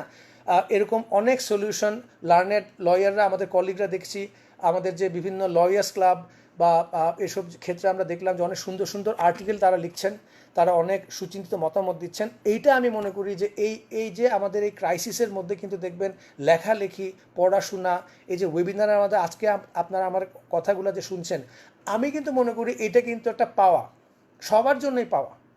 এইটা কিন্তু আমি বলবো যে লেটস হোপ যে আমরা যাতে করোনা শেষ হয়ে গেলেও যাতে এই ধরনের কাজ যাতে অব্যাহত রাখি। হ্যাঁ, ওই দিন আমরা দেখলাম যে আপনার লেক্স ওরেশন, স্টেলার চেম্বার্স, তারপরে আমাদের ধরেন আরও অন্যান্য যারা আছেন, হ্যাঁ, অনেকে এই ধরনের ওয়েবিনার করছে। তারপরে আমরা দেখলাম ওই যে Gazi Farhad Reza, barrister Farhad Reza, very active, হ্যাঁ, সে সব কিছুই পোস্ট করে, সবাইকে সুযোগ দিচ্ছে দেখার জন্য, হ্যাঁ, যে তারা ওখানে কি হচ্ছে না হচ্ছে। এই যে আপনি একটা একদম বলতে গেলে উইদাউট কস্ট বা মিনিমাম কস্টে আপনি যে অ্যাডভোকেসি স্কিল শিখছেন, কেউ লেবার ল নিয়ে বলছে, কেউ গার্মেন্টস সেক্টর নিয়ে বলছে, কেউ এডিআর নিয়ে বলছে, হ্যাঁ, এগুলো আমি মনে করি এগুলা কিন্তু আমাদের একটা অ্যাচিভমেন্ট, এটা আমাদের উই আর অ্যাটেইনিং ইট। জাতি হিসাবে কিন্তু আমরা এইগুলা জানার জন্য কিন্তু সুযোগ কিন্তু এতদিন কিন্তু পাই নাই, কিন্তু আজকে বিপদে পড়ে বাসায় থাকতে হচ্ছে বলে, যেহেতু আপনি কোথাও যাওয়ার আপনার জায়গা নাই, আপনার সোসাইটি বলতে গেলে সোশ্যাল ডিস্টেন্সিং আগে শেখাতে হতো, মানুষ সামাজিক জীব, এখন কিন্তু আমরা অসামাজিক বলা ঠিক না, বাট আমরা কিন্তু অনেকটা ওই অবস্থাতে কিন্তু চলে যাচ্ছি, তাই না? সো এরকম একটা জীবন ব্যবস্থাতে, হ্যাঁ, আপনাকে কিন্তু আত্ম উন্নয়নটা কিন্তু করতে হবে। যখন আপনি আবার নর্মাল যুগে ফিরে যাবেন, আরও কথা আছে যে ফিউচার ওয়ার্ল্ড কী হবে বলেন, হোয়াট ইউ থিঙ্ক? আপনি কি আগের মতো ক্রিকেট খেলতে পারবেন? আগের মতো ফুটবল খেলতে পারবেন? আগের মতো কি আপনারা কোর্টে গিয়ে ওই যে এক লাইনে 100 জন মেনশনের জন্য দাঁড়ায় আছে গাউন পরে, হ্যাঁ, এটা কি আসলে কতদিন পর যদি ভাইরাসের রিস্ক থাকে, যদি ওয়ার্ল্ডে বলা হয়, এখন শুনছি বলছে এটা 2 বছর এটার রিস্ক থাকবে, তাহলে আগামী 2 বছর কী হবে, তাই না? তাহলে আমাদেরকে কিন্তু আমি বলবো যে we have to be ready to prepare to have a new lifestyle, যে আপনার পোশাক আশাক, আপনার চাল চলন সব কিছুই হয়তো ভবিষ্যৎ জীবনে বদলে যাবে।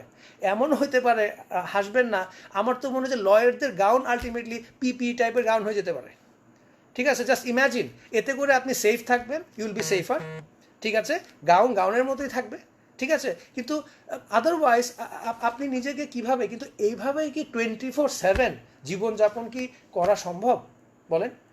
তার মানে আমরা কিন্তু অনেক কিছু হয়তো আমাদের লাইফ থেকে হারিয়ে ফেলবো, যেটা হয়তো আমাদের আগের দিনগুলো হয়তো একদম it might be a permanent past or golden memory, right? So এই ব্যাপারগুলো কিন্তু আমাদেরকে মাথায় রাখতে হবে, হ্যাঁ?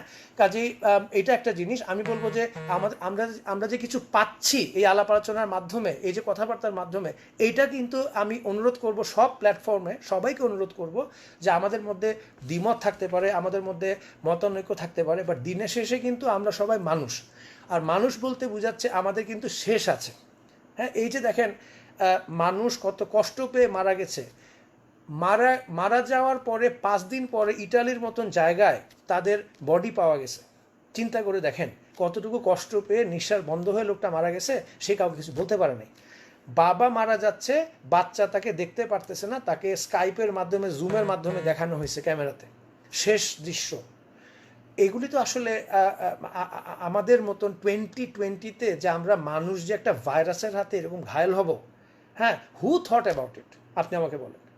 তাহলে এই জন্য কিন্তু আমাদেরকে লিগ্যাল সিস্টেমে চেঞ্জেস, আমাদেরকে আইনের পরিবর্তন, আমাদেরকে আইনটাকে ওই সমাজের ওই সময়ের সঙ্গে উপযোগী করা, এবং সবথেকে বড় কথা আপনাদের সবাইকে আমাদের সাপোর্ট করতে হবে। We have to support you, the younger generation, কারণ আপনাদেরকে অনেক শক্ত খুঁটির মধ্যে থেকে কিন্তু এই দেশের হাল কিন্তু ধরতে হবে। আচ্ছা, নাহিদ প্রশ্ন করেছেন যে অনার্স শেষ করে একজন শিক্ষার্থী হিসাবে নিজেকে তৈরি করতে পারে কিভাবে, কি কি করা উচিত? অফকোর্স নাহিদ, অনার্স শেষ করার পরে আমার পার্সোনাল ওপিনিয়ন হচ্ছে যে অনার্সেও কিন্তু মানুষ নিজেকে কিন্তু হয়তো বুঝে উঠতে পারে না যে তার কোন সাইডটা বেশি ভালো লাগতেছে লিগ্যাল প্র্যাকটিসের, এবং আমাদের মাইন্ড কিন্তু চেঞ্জ হয়। আপনার একবার হয়তো মনে হচ্ছে যে আমি অ্যাডমিরালটি মামলা করব, জাহাজ নিয়ে মামলা করব, আবার মনে না না না ওই চেম্বারটা ভালো, আমার এক বন্ধু কোম্পানি লতে ভালো করছে, আমি কোম্পানি লয়ার হব। আবার কেউ বলে না না কোর্টে গিয়ে আমি অমুকের মতন হব, I want to be like doctor Kamal Hossain sir, দেখেন কি কি চমৎকার তার অ্যাডভোকেসি স্কিল, কত তার নাম ডাক, বা রফিকুল হক স্যার, আমিরুল ইসলাম স্যার, কথার কথা। আবার অনেকে মনে করতে পারে না আমি একজন প্রফেসর হব, আমি টিচার হব। মানে মানুষ কিন্তু অনার্সেও কিন্তু আমার কাছে মনে হয় unless you are very committed যে না আমি আইন পড়তেই আসছি, এই জন্য একদম স্কুল থেকে ডিসাইড করেছি, বা আমার বাবা একজন স্বনামধন্য লয়ার, ঠিক আছে, হ্যাঁ আমার বাবা একজন স্বনামধন্য লয়ার, হ্যাঁ, এই জন্য এই কারণে আমরা বলবো, হ্যাঁ, যে দিস ইজ দ্য রিজন, যে এই কারণে এই ব্যাপারটা আমরা দেখবো যে how this can be done. তো এই ফিউচারে আমি একটু এখানে একটা অনুরোধ এসছে যে আমাকে এটা পাবলিক করতে হবে, আমি ঠিক শিওর না, যে এই কারণে হয়তো মেম্বাররা খালি দেখতে পাচ্ছেন, এটা সেটিং চেঞ্জ করে পাবলিক কীভাবে দিতে পারি। আমাকে একজন বলেছে যে সেটিং দেখে who are not the members they are not being able to see live, এটা আমি ঠিক নিজেও বুঝতে পারিনি, কারণ আমি মোবাইলের মাধ্যমে আপনাদের সাথে অনলাইনে আছি। কেউ যদি আমাকে পরামর্শ দেন ইনবক্সে, আমি এটা শুনে আমি এটা পাবলিক করতে পারবো আশা করি, হ্যাঁ। সেই জন্য হয়তো আমাদের জাস্ট রেসপেক্টেড মেম্বাররাই আছেন, আমি পুরোপুরি পাবলিক এখনও যেতে পারছি না, হ্যাঁ। আচ্ছা, অ্যাজ আই ওয়াজ সেইং, যে আপনাদের প্রশ্ন ছিল যে অনার্স লেভেলে এসে আমরা একটা এলএলএম করার চিন্তা করবেন অবশ্যই, if you have the resources, একটা ভালো এলএলএম করা, ঠিক আছে। এবং এলএলএমটা যদি একটা স্পেশালাইজড এলএলএম যদি হয়, এখন কিন্তু বাংলাদেশের অনেকগুলো ল স্কুলে অত্যন্ত ভালো মানের এলএলএম কিন্তু অফার করছে, যেখানে arbitration, ADR, human rights, criminology থেকে শুরু করে অনেক ধরনের ফোকাস করা হচ্ছে। এছাড়া অনলাইনে কিন্তু অনেক এলএলএম এখন অফার করবে, কারণ আমি আপনার একটা কথা বলি যে এই ক্রাইসিস মোমেন্টে, এই ক্রাইসিসের টাইমে কিন্তু হবে কি, এই যে আজকে কালকে দেখলাম যে ব্রিটিশ ইউনিভার্সিটিগুলো চেষ্টা করেছিল একটা প্রণোদনা প্যাকেজের মতন চাইতে, তাদের গভর্নমেন্ট বলছে সরি, দেওয়া যাবে না। এটা তাদের জন্য একটা বড় একটা সেটব্যাক। তার মানে ইউনিভার্সিটিগুলোকে বলছে তারা তোমরা নিজেরাই চেষ্টা করো এবং আমরা যতটুকু পারি দিব, কিন্তু প্রপার সাপোর্ট দিবে না। এর ফলে কিন্তু আমার ভয় হচ্ছে যে এই যে ইউকেতে গিয়ে যে পড়াশোনা করার যে ব্যাপারটা আমাদের দেশ থেকে, হ্যাঁ, এইটা হয়তো নানা কারণে কিন্তু দুরূহ হয়ে যাবে, কিন্তু হতে পারে অন্তত আগামী 1-2 বছর। সেই ক্ষেত্রে কিন্তু আমি প্রিটি মাচ শিওর যে অনলাইন প্ল্যাটফর্মটা কিন্তু অনেক ডেভেলপ করবে। সো আপনারা চোখ কান খোলা রাখবেন যে লিডিং ইউনিভার্সিটিগুলো যেসব অনলাইন প্যাকেজেস অফার করবে, হ্যাঁ, অনলাইন সাপোর্ট দিবে, আমি মনে করি যে this can be done thoroughly. এটাকে কিন্তু আপনারা হয়তো আরও প্রপারলি কিন্তু করতে পারেন। হ্যাঁ, এই কথাটা কিন্তু আমি বলবো, এটা একটা। এবং তারপরে আপনি ততদিনে আপনি ডিসাইড করতে পারবেন যে whether you want to be a practitioner or you want to be teacher, as I said. কিন্তু আপনার একটা এলএলএম করা আমি মনে করি প্রয়োজন, এবং ছোটোখাটো প্রোগ্রাম বা স্কিল ডেভেলপ করা। রিফাত প্রশ্ন করেছেন ডোমেস্টিক ভায়োলেন্সগুলো ভার্চুয়াল কোর্টের আন্ডারে নিয়ে আসার ব্যাপারে আপনি কতটুকু সম্মতি প্রদান করছেন। দেখেন রিফাত, আমার সম্মতি অসম্মতি কিছু নাই, কিন্তু প্রশ্ন হচ্ছে যে আর আমরা যখন সামনাসামনি কোর্টে গিয়ে কমপ্লেন করতে পারছি না, মামলা করতে পারছি না, আমাদের এখন আর অপশনটা কি? Justice delayed is justice denied, right? At the same time justice has to be fairly allocated, যেটা ডিসপেন্সেশনটা ফেয়ার বেসিসে হতে হবে। সেই ক্ষেত্রে ভার্চুয়াল কোর্টে যদি ধরেন সেরকম ওয়েল ইকুইপড জাজেসরা থাকেন, যারা টেকনোলজিক্যালি আস্তে আস্তে ডেভেলপ করবেন, যারা এই লাইনে ভালো অফকোর্স দক্ষ, হ্যাঁ, তখন কিন্তু আমি মনে করি যে গ্র্যাজুয়ালি অন্তত একটা ফাস্ট ট্র্যাক রিলিফ তো পাওয়া যাবে। আপনি তো কোথাও গিয়ে তো বলতে পারবেন, কমপ্লেন তো করতে পারবেন। এখন তো কমপ্লেন করারই তো জায়গা নাই। এই জন্য ডোমেস্টিক ভায়োলেন্সের যে কমপ্লেইনগুলো, সেই ব্যাপারে আমি মনে করি এছাড়া উইদাউট গোয়িং টু কোর্ট, এখানে ওই যে বললাম যে মিডিয়েশন, আলাপ আলোচনা, হ্যাঁ, এবং তাদেরকে ধরেন আমি বলবো যে let's say how to say this, বিভিন্ন কল সেন্টারের মাধ্যমে বিভিন্ন যে সাপোর্ট যারা আছে আমাদের এখানে, আইন সালিশ কেন্দ্র আছে, বিএনডব্লিউএলএ আছে, নানা সংস্থা কিন্তু অনেক বছর কাজ করে যাচ্ছে কিন্তু, ঠিক আছে? তো ওনাদের সাহায্যে এইসব সংস্থাকে আরও বাড়িয়ে, হ্যাঁ, আরও ইন্টিগ্রেট করে, কোঅর্ডিনেট করে কিন্তু আমি মনে করি যে this can be develop into a one stop centre, যে যখন একজন ভিকটিম সে ইনস্ট্যান্টলি যাতে সে কিছু করতে পারে। এটা আপনি যদি শুনেছেন কিনা, সাউথ আফ্রিকাতে 1 সপ্তাহে 86,000 ডোমেস্টিক ভায়োলেন্সের কমপ্লেন, 86,000 ইন 1 উইক। ইন্ডিয়াতে এই অবস্থা। ইংল্যান্ডে সেদিন দেখলাম কত মিলিয়ন পাউন্ডের প্যাকেজ দিয়েছে only for the welfare of the victims এই লাস্ট উইকে, ঠিক আছে? এটা কিন্তু প্রত্যেকটা দেশেরই কিন্তু চালচিত্র কিন্তু একই ধরনের, কারণ মানুষ বাসায় থেকে অধৈর্য হয়ে, রাইট, তারা নানা রকম কিন্তু এদিক সেদিক কাণ্ড ঘটাচ্ছে, রাইট? এবং এছাড়া এটা এগুলোর ভিতরে যাওয়ার কোনো কারণ, এক একটা ফ্যামিলির সিচুয়েশন, পারিপার্শ্বিকতা এক এক রকম, সবাই কারোর সাথে কারোটা মিলানো কিন্তু খুব ডিফিকাল্ট। কাজে আমি বলবো যে হ্যাঁ, কোর্টের মাধ্যমে সব কিছুও তো করা যাবে না, কিন্তু এটা একটা অন্তত টেম্পোরারি মেজার হিসাবে কিন্তু আমাদের আপাতত আসতে পারে। তারপর যদি আমরা সিস্টেম ডেভেলপ করতে পারি, তাহলে আমি মনে করি এটা থাকবে।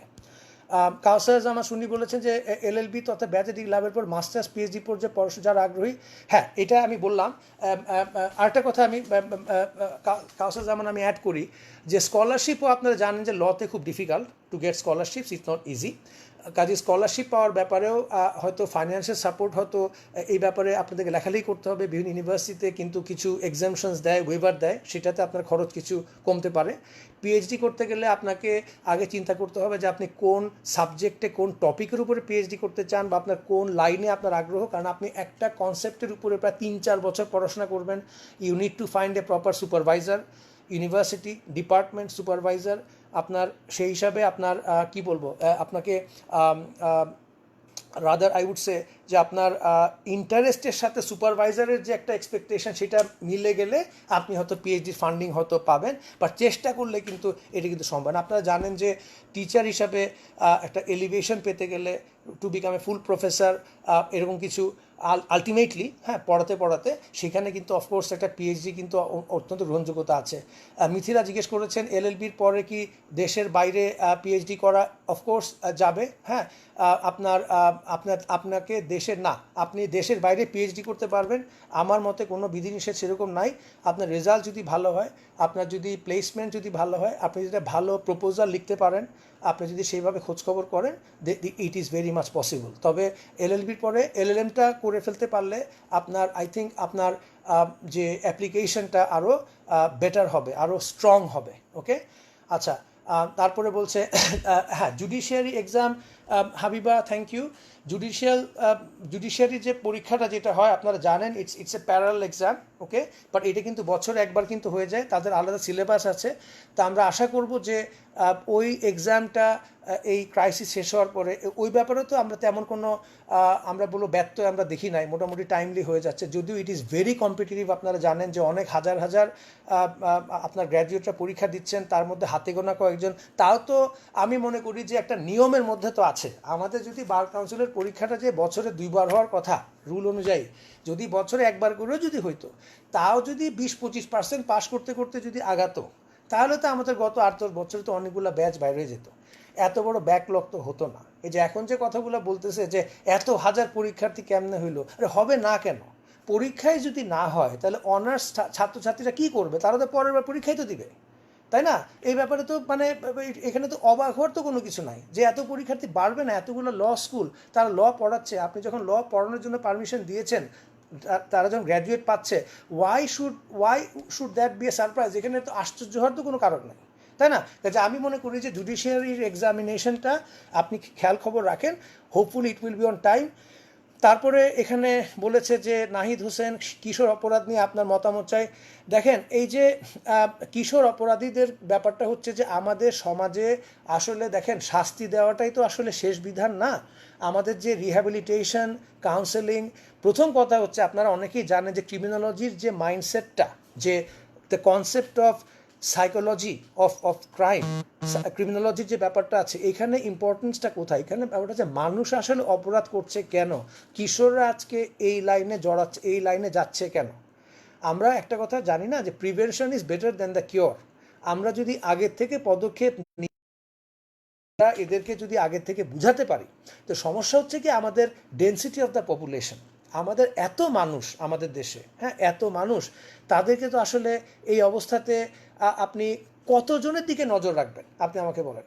যেটা একটু কথা যে আমি শুরুতে আজকে বললাম যে ঢাকা শহরে যদি 37% মানুষ যদি এই স্লামে যদি থাকে, বস্তির মতন পরিবেশে যদি থাকে, তাহলে আপনি কিভাবে আশা করেন যে এই বাচ্চা কাচ্চাগুলো তো কোনো প্রপার খাওয়া দাওয়াই ঠিক মতো পাচ্ছে না, তারা আবার শিখবে ব্যবহার, তারা আবার আপনার প্রতি সুন্দর ব্যবহার করবে, আবার আপনাকে সম্মান করবে? আমরা এই আশা কেমনে করি? If you don't mind me saying this, আমরা 10-15 আমি 25 বছর যাবত টিচিংয়ের সাথে এবং প্র্যাকটিসের সাথে আছি। আমরা আজকাল যেসব আচার আচরণ দেখি, আমি কার প্রতি অসম্মান করে বলছি না, আজকাল যেসব আচার আচরণ, যেরকম ম্যানার্স অনেকের কাছ থেকে দেখি, আমরা নিজেরাই অবাক হই। আমি হয়তো অনেক কিছু ইগনোর করি, আমি অনেক কিছু অ্যাভয়েড করি, আমি অনেক কিছু গায়ে মাখি না। আমার সঙ্গে অনেকে আসেন, তারা বলেন যে আপনি কিভাবে এগুলা সহ্য করেন, আপনি কিভাবে এগুলা নেন।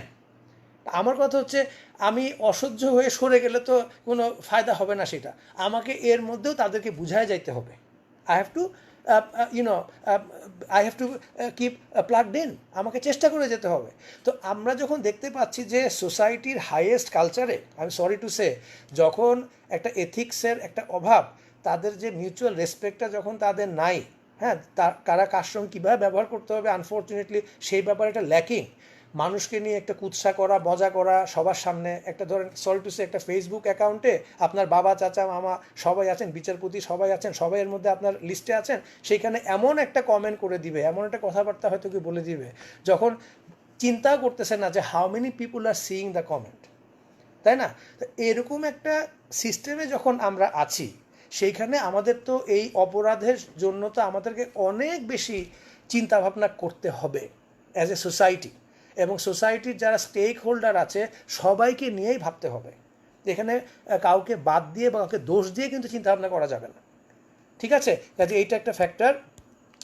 মায়েশা মালিহা জিজ্ঞেস করেছে যে sir markets being open and shopkeepers being expose the virus and encouraging people to shop falls under negligence there is a duty of care yes of course আমি একটু পুরাটা পড়ে নেই need sums of income and so shops must remain open but they are likely to be prone to the virus as well আমি Mayesha thank you আমি এই কোয়েশ্চেনটা কিন্তু প্রথম দিকে অ্যাড্রেস করেছিলাম যে এটা আসলে একটা কি বলবো দুঃখের কথা it's a crisis of A life time it's a dilemma আমরা যেটাকে বলি যে আমার কাছে কি আমার জীবন আগে মানে ভাইরাস আমাকে যেমন মারতে পারে কিন্তু আমার যদি খাবার না থাকে আমার যদি টাকা পয়সা না থাকে আমি তো অর্ধাহারে অনাহারে এমনি মারা যাব তখন আমি কোনটা করব আপনি আমাকে বলেন অ্যাটলিস্ট সরি টু সে ভাইরাসটা চোখে দেখা যায় না হ্যাঁ ভাইরাসটা চোখে দেখা যায় না কিন্তু অভাবটা কিন্তু চোখে দেখা যাচ্ছে অভাবটা কিন্তু ফিল করা যাচ্ছে আমি আসলে দোষটা কাকে আপনি দিবেন এই মানুষগুলা যে লক্ষ লক্ষ মানুষ যে একদিন গার্মেন্টস খুলে দিল তারপরে আবার বললো না বন্ধ এই যে যাওয়া আসার মধ্যে যে একটা এক্সপোজারের যে ব্যাপার স্যাপার হলো আর একটু সুন্দর করে হয়তো প্ল্যান করলে হয়তো এই সমস্যা হতো না আমরা আবার এটা অনেকে বলবো যে হ্যাঁ আপনারা তো এইসব শোতে এসে অনেক কথাবার্তা বলেন ওয়েবিনারে বলেন আসলে কত এটাও কিন্তু ঠিক আমাদেরকে ওনাদের প্রতি সহানুভূতিশীল হতে হবে যে আসলে এই ক্রাইসিসের জন্য তো আসলে কেউই প্রিপেয়ার ছিল না এইভাবে হ্যাঁ সেজন্য আমরা এবার যে ধাক্কাটা খেলাম আশা করি আমরা এখান থেকে আরও কিছু শিখবো আই সি ইয়োর পয়েন্ট যে কাউকে যদি এখন বলে তুমি কাজে না আসলে তোমার চাকরি যাবে আর সে বলবে কাজে এসে যদি আমি আক্রান্ত হয়ে যদি মারা যাই আপনি আমাকে কি করবেন এই ডিলেমাটা তো আসলে সেটেল করা খুব এটা হয়তো প্রত্যেকটা ইনস্টিটিউট প্রত্যেকটা সেক্টর প্রত্যেকটা এস্টাবলিশমেন্ট তাদের নিজস্ব দৃষ্টিভঙ্গিতে যদি এমপ্লয়ার যদি সেই জিনিসটা বিবেচনা করে আমি কোনো একটা জায়গাতে আমি নাম বলতেছি না সেখানে একটা সার্কুলার দিয়েছে সাইন করায় নিচ্ছে যে আমি রিডিউস স্যালারিতে আমি এগ্রি করছি আমি কম ঘন্টা কাজ করতেছি পরিস্থিতি ভালো হইলে আমি পুরো স্যালারি পাবো এই মুহূর্তে আমার কোনো কমপ্লেন থাকবে না তার মানে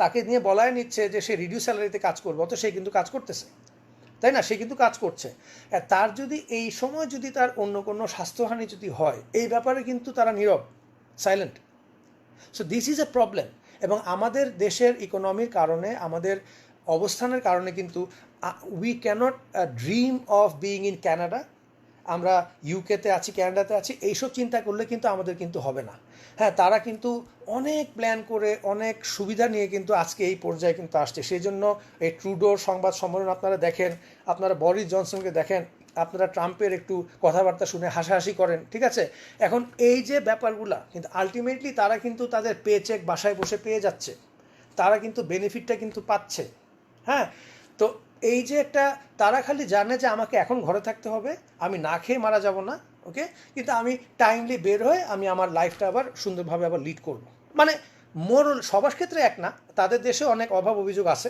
ডেফিনেটলি আছে কিন্তু আমাদের মতন একটা বিপর্যস্ত অবস্থার মধ্যে তো আসলে অনেকে কিন্তু পড়বে না ঠিক আছে সো আমরা খুব লাকি যে মার্চ মাসের কবে 9-10 তারিখে বোধহয় ফার্স্ট ডিটেকশনের পর আমরা মেতে চলে আসছি আমাদের বোধহয় 11,000 মাত্র ছাড়িয়েছে অন্তত সরকারিভাবে আমরা তাই জানি যাই যে বলুক না কেন এটা আমি মনে করি না এমন মারাত্মক আকার ধারণ করেছে তাহলে আপনি আশেপাশেই দেখতে পেতেন অনেক কিছু ঠিক আছে সো যদি এটা মে মাসে পিকে চলে যায় আই এম হোপফুল যে জুন জুলাই মাস থেকে এটা আস্তে আস্তে দ্য কার্ভ উইল ফ্ল্যাটেন অর্থাৎ ইট উইল গো ডাউন ঠিক আছে তা আমরা খালি আশাবাদী হতে পারি মুসা রিপন বলেছেন যে আইনজীবী হতে যে এমনিতে অনেক বাধা আমাদের বাধা সত্ত্বেও হ্যাঁ সত্যি কথা করোনা আরও বাধা সৃষ্টি করছে দিক নির্দেশনা ভাই আমার আর নতুন করে বলার কিছু নাই আমি দিক নির্দেশনা দেওয়ার মতো যোগ্যতা বা পজিশনও আমার নাই ঠিক আছে আমি এইটুকুই বলতে পারি যে প্লিজ বি পেশেন্ট ধৈর্য হারাবেন না পিছিয়ে যাবেন না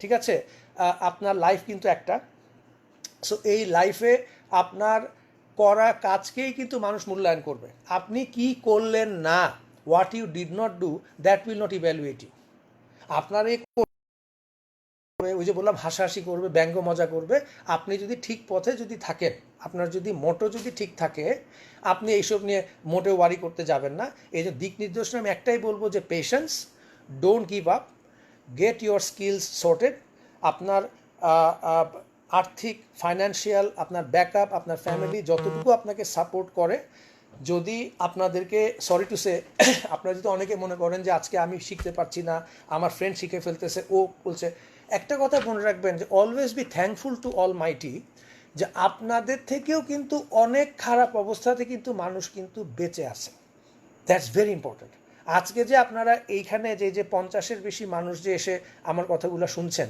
এই যে স্মার্টফোন বা ল্যাপটপ বা যে যেখানে শুনছেন, আপনারা চিন্তা করেন তো বাংলাদেশে কতজন মানুষ পারতেছে এটা শুনতে, তাই না? এইটাও কিন্তু আমি মনে করি যে আমাদের একটা উই শুড বি কন্টেন্ট, আমাদের কন্টেন্ট থাকা উচিত। আশা করি আমরা আরও সামনের দিকে আরও আমাদের ভালো হবে। ঠিক আছে, নাহিদ বলেছেন আমাকে যে স্যার এডিআর কীভাবে কমফোর্টেবল করা যায় এবং এডিআর নিয়ে স্পেশাল, হ্যাঁ আমি স্পেশাল কোর্স আপনারা 3 থেকে 5 দিনের মিডিয়েশন প্রোগ্রাম আছে। এই কথাটা আমার বলা উচিত ছিল যে নেগোসিয়েশন আর মিডিয়েশন বা এই লাইনে কিন্তু অনেক ছোট ছোট 3 দিন 5 দিনের কোয়ালিফাইং সার্টিফিকেট প্রোগ্রাম আছে। হ্যাঁ, এই কোর্সগুলো আপনারা করবেন। আমাদের যেমন এলসিএল এর সাউথে আমরা 5বার 5টা কোর্স করিয়েছি, এডিআর ওডিআর ইন্টারন্যাশনাল, আপনারা অনেকেই জানেন। এর মধ্যে এখানে আরেকটা কোর্স আমাদের জুনের 1 থেকে 4 তারিখে হবে, 4 দিনের কোর্স হবে, এবং সেইটা আপনার it will qualify you as a civil and commercial mediator. হ্যাঁ, এবং এটা আপনাকে ইউকের সিএমসি সিভিল মিডিয়েশন কাউন্সিল এবং সিঙ্গাপুরের Simi Singapore international mediation institute SIMI আপনাকে দুইটাতে কোয়ালিফাই করবে। তো এইটাতে কিন্তু আপনাকে একটা মিডিয়েশনের যে নেগোসিয়েশন থেকে শুরু করে যে এটার যে এক্সপ্লোরেশন, তারপর যে আপনার pre mediation, opening, exploration, negotiation and finishing, এরপরে একটা এক্সাম, এইটা কিন্তু ইউকেতে ইভ্যালুয়েটেড হবে। এটা কিন্তু টোটালি অনলাইন হবে। হ্যাঁ, যে 1 to 4 জুন এই ধরনের কোর্স আমরা শুধু না অনেক জায়গাতে অফার করছে। আর যেটা আমি বললাম যে এই প্যান্ডামিকে সব থেকে বড় পাওয়া আমাদের কি হচ্ছে জানেন, যে অনলাইন প্ল্যাটফর্ম উইল বুম। আর অনলাইন বুম হলে পরে হবে কি, আপনার আর ওই দুঃখ থাকবে না যে আমি তো প্যারিস যাইতে পারলাম না, আমি তো মুম্বাই যেতে পারলাম না, আমি তো কলকাতা যেতে পারলাম, কারণ আপনি সব জায়গায় যেতে পারবেন থ্রু দ্য ভার্চুয়াল ওয়ার্ল্ড। কাজে আপনার কিন্তু কোনো লিমিটেশন নাই। কাজে এই প্ল্যাটফর্মটাকে, এইটাকে বেস্ট ওয়েতে কাজে লাগান, তাহলে কিন্তু আপনারা ইনশাল্লাহ আপনার এডিআরের ব্যাপারে আর এরকম আরবিট্রেশন কোর্সেস আছে, অ্যাডজুডিকেশন কোর্স আছে, কনস্ট্রাকশন ডিসপিউটের ব্যাপারে মালয়েশিয়াতে কোর্স অফার করছে অনলাইনে, স্পোর্টস লর ব্যাপারে কোর্স আসতেছে সামনে। ঠিক আছে, এরকম বহু রকমের কিন্তু আপনি গুগল সার্চ করলেই কিন্তু অনলাইন কোর্সেস অন এডিআর এমন কিছু একটা সার্চ দিবেন, দেখবেন যে আস্তে আস্তে কিন্তু আপনি আপনার সার্চটা ছোট করে you can have a check list and you can find solutions. I hope the answer was okay for you. Monica বলছে যে sir can you make it clear that whether the ADR makes sense in, well Monica, criminal justice system ADR is not an easy concept, but আপনারা তাও জানেন যে compoundable offence আছে আমাদের সিআরপিসিতে অনেকগুলা ক্রাইমের ক্ষেত্রে, বিশেষ কতগুলো ব্যবস্থাতে কিন্তু আপনার কম্পাউন্ডেবল অফেন্সের মাধ্যমে একটা মীমাংসার মাধ্যমে কিন্তু অন্তত কোর্ট উপরে চাপ কিন্তু কমানো যায়। এর মানে এই না, আমরা জানি যে ক্রাইম ইজ এ ক্রাইম। ঠিক আছে, ক্রাইমের কিন্তু একটা আক্ষরিক সেন্সে কিন্তু সমঝোতা হয় না। এক্স ওয়াইয়ের কাছ থেকে চোরে টাকা নিয়ে চলে গিয়ে টাকা ফিরিয়ে দিলেই চুরি বন্ধ হয়ে গেল, তা তো না। সে কেন চুরিটা করলো? ঠিক আছে, অফকোর্স সে ওই সময়কার তার মেন শ্রেয়া, তার যে গিলটি মাইন্ড, তার যে একটা শ্রেয়াস, এইটা মিলে তার ক্রাইমটাকে তখনই হয়ে গেছে। টাকা ফেরত দেওয়াটা হয়তো মিটিগেশন আসবে সাজার ক্ষেত্রে, বা টোটালি সে নিরপরাধ কখনো বলা যাবে না। তো কিন্তু আমাদের দেশের প্রেক্ষাপটে যদি আমরা দেখি যে পরিমাণ মানুষ, যে পরিমাণ ক্রাইম বা যে কালচার, হ্যাঁ, এই এবং অনেকগুলো ক্রাইম কিন্তু আমাদের কিন্তু আনডিটেক্টেড, আনরিপোর্টেড, রাইট? অনেকে যায় না ভয়ে, আবার খামাখা আবার ঝামেলা হবে বা কী লাভ, আচ্ছা ঠিক আছে ভাই দরকার নেই কমপ্লেন করার। অনেকে আবার বলে যে ভাই বেঁচে গেছি, জানের উপর দিয়ে তো জানে, মালের উপর দিয়ে গেছে। মানে নানাভাবে কিন্তু আমরা কি করি, আমরা কিন্তু জিনিসটাকে নিজেকে মানে সান্ত্বনা দিই, ঠিক আছে, আর তো বেশি কিছু হয় নাই। কিন্তু এইটা করে কিন্তু যারা দোষী বা যারা অপরাধী তারা কিন্তু একটা মজা পেয়ে গেল, তারা না সেইটা মজা পেলো যে কই আমার তো কিছু হলো না। তো সেই জন্য আমি বলবো যে হ্যাঁ, অল্টারনেট ডিসপিউট রেজলিউশন, হ্যাঁ অল্টারনেট ডিসপিউট রেজলিউশন জিনিসটা, অল্টারনেট ডিসপিউট রেজলিউশন জিনিসটা আপনার it's not easy in criminal justice system, but there are provisions আমাদের দেশের আঙ্গিকে আছে। সেই ব্যাপারে আমি মনে করি যে একটা অন্তত পক্ষে একটা মীমাংসা, আপনারা হয়তো শুনেছেন যে ইংল্যান্ড আমেরিকাতে কিন্তু একটা শাস্তি কি জানেন, একটা শাস্তি হচ্ছে ভিকটিমের সাথে অপরাধীকে সামনাসামনি করা। এইটাও কিন্তু একটা শাস্তি কোন সেন্সে, যে যিনি অপরাধী সে যাতে ভিকটিমকে দেখে যে ভিকটিমের সে কী হাল করেছে। Suppose he threw acid at the victim, এবং অ্যাসিড নিক্ষেপের পরে ভিকটিমের যে আজকে কী অবস্থা, এটা তাকে সামনাসামনি দেখানোটাও কিন্তু এক ধরনের রিপেয়ারেশন, এটাও কিন্তু একটা শাস্তি। বা ধরেন তার চিকিৎসার ব্যবস্থা করা ফর এক্সাম্পল ভিকটিমের, হ্যাঁ, এটা অফকোর্স যদি এটা ক্রিমিনাল লতে না হয় আবার সেই টর্টে যেতে হবে, টর্ট ইজ আবার লেংদি প্রসেস বা অন্যখানে যেতে হবে। সো আমরা যদি ক্রিমিনাল জাস্টিস সিস্টেমের মধ্যে যদি এই ইনবিল্ড রিকোয়ারমেন্টগুলো যদি আমরা যদি আনতে পারি, অন্তত ভিকটিমের যে loss of income, loss of office, loss of life বা লস অফ কাইন্ড যেটা হয়েছে, আমরা কিছুটা হলেও কিন্তু আমরা হয়তো এখানে একটা কী করতে পারবো, আমরা একটা মানে এক ধরনের গ্যাপটা আমরা হয়তো ফিল আপ করতে পারবো। Thank you Shamim, thank you. Mediation is binding between the, mediation নিয়ে অনেকে এটা ভুল বুঝে। মিডিয়েশন আপনি যখন মিডিয়েট করে যখন এগ্রি করতেছেন, ইট is A binding contract inter parties. তারপর যদি খেয়াল রাখেন, প্রথম কথা, এটি জুডিশিয়ালি অ্যানেক্স মিডিয়েশন যদি হয় তাহলে এইটা তো ডিক্রি হিসাবে ট্রিট হবে। ঠিক যেমন arbitration award becomes a decree, mediation becomes a decree. সেইটার এগেনস্টে ওই যে বললাম শুরুতে যে অ্যাপিল লাই করেন ইত্যাদি ইত্যাদি, সেই সুবিধাগুলো কিন্তু থাকবে। এবং সিঙ্গাপুর কনভেনশনের কারণে ক্রস বর্ডার মিডিয়েশন কিন্তু এক দেশের মিডিয়েশন আরেক দেশের উপরে কিন্তু প্রযোজ্য হবে, মানবে। কাজেই কিন্তু যদি অ্যাডহক মিডিয়েশন হয়, মনে করেন যে এটা কোনো জুডিশিয়াল অ্যানেক্স না, আমরা কোনো অ্যাডহক মিডিয়েশন করলাম, অন্য কোনো অর্থহীন আদালত বা সিপিসি না, অন্য কোনো আইন আমরা যদি আমরা মিডিয়েশন করি, এটা কমার্শিয়াল ডিসপিউট, সেখানেও এটা বাইন্ডিং। কারণ if I mediate with you, আমি যদি এগ্রি করি যে আমি আপনাকে পে করে দিব, তারপর আমি কোন মুখে কোর্টে গিয়ে বলবো আমি পে করবো না? আমি তো নিজেই বলেছি আমি পে করবো।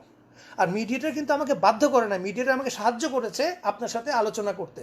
সো আমি কিন্তু উইদাউট ডিউরেস, উইদাউট প্রেশার, আমি সজ্ঞানে সুস্থ মাত্রায় যখন সাইন করে দিয়ে আসতেছি, হ্যাঁ, মিডিয়েটেড কন্ট্রাক্ট, সেই ক্ষেত্রে কোর্টে গিয়ে কিন্তু আমাকে অন্য স্ট্রং গ্রাউন্ডে কিন্তু চ্যালেঞ্জ করতে হবে জিনিসটা। সাপোজ আমি বলতে পারি যে ওই যে বললাম যে হ্যাঁ আই ওয়াজ অ্যাকচুয়ালি আন্ডার ডিউরেস, বা আমি বুঝি নাই তখন জিনিসটা, হ্যাঁ, বা যেই দেশে মিডিয়েশন সাইন করেছে ওই দেশের আইনে এটা বাইন্ডিং কন্ট্রাক্ট না, বা যেই ফরম্যাটে কন্ট্রাক্টটা হয়েছে মিডিয়েশন এটা ডিফেক্টিভ ফর এক্সাম্পল। সো এইটা কিন্তু আপনার তার মানে you can challenge a mediated agreement settlement on a limited ground. আরেকটা ইন্টারেস্টিং কথা বলি, ধরেন আপনার 10টা ডিসপিউট আছে, 10টা পয়েন্টে আপনার ডিসপিউট চলছে, আপনি মিডিয়েশন করে আপনি 5টা সেটেল করলেন, বাকি 5টা আপনি আরবিট্রেশনে যান, বাকি 5টা লিটিগেশনে যান, কোনো সমস্যা তো নাই। আবার if mediation is not successful, কোনো বাধা নাই আবার ফিরে আসতে, you can come back to mediation again. এই যে সুবিধাটা, এবং মিডিয়েশনের যে কিন্তু যে কথাবার্তাগুলো হবে এগুলো উইদাউট প্রেজুডিস, অর্থাৎ এই কথাবার্তা কিন্তু বাইরে যাবে না। কেউ যদি মিডিয়েশনে কোনো অফার দেয়, এই অফার কিন্তু বাইরে যাবে না, ওকে পরে কোর্টে বলতে পারবেন উনি না আমাকে এই অফার দিয়েছিল, that will not be entertain. কাজে মিডিয়েশনে কিন্তু এই পাওয়ারগুলো কিন্তু আছে, শক্তিশালী দিকগুলো আছে, এটা কিন্তু অনেক সময় unfortunately it is not being promoted. এটা অনেকে বলতে চায় না, বলে না, যে কোনো কারণেই হোক। কিন্তু আমার কথাটা হচ্ছে কি যে আমাদের ডিউ টু দিস ক্রাইসিস আমাদেরকে কিন্তু এই জিনিসগুলো কিন্তু শিখে কিন্তু আগাতে হবে। সাত বলছে বাইরে এলএলএম করতে চাইলে কোন সাবজেক্টটা ভ্যালুয়েবল, হিউম্যান রাইটস না ইনকাম ট্যাক্স নাকি ইন্টারন্যাশনাল ল?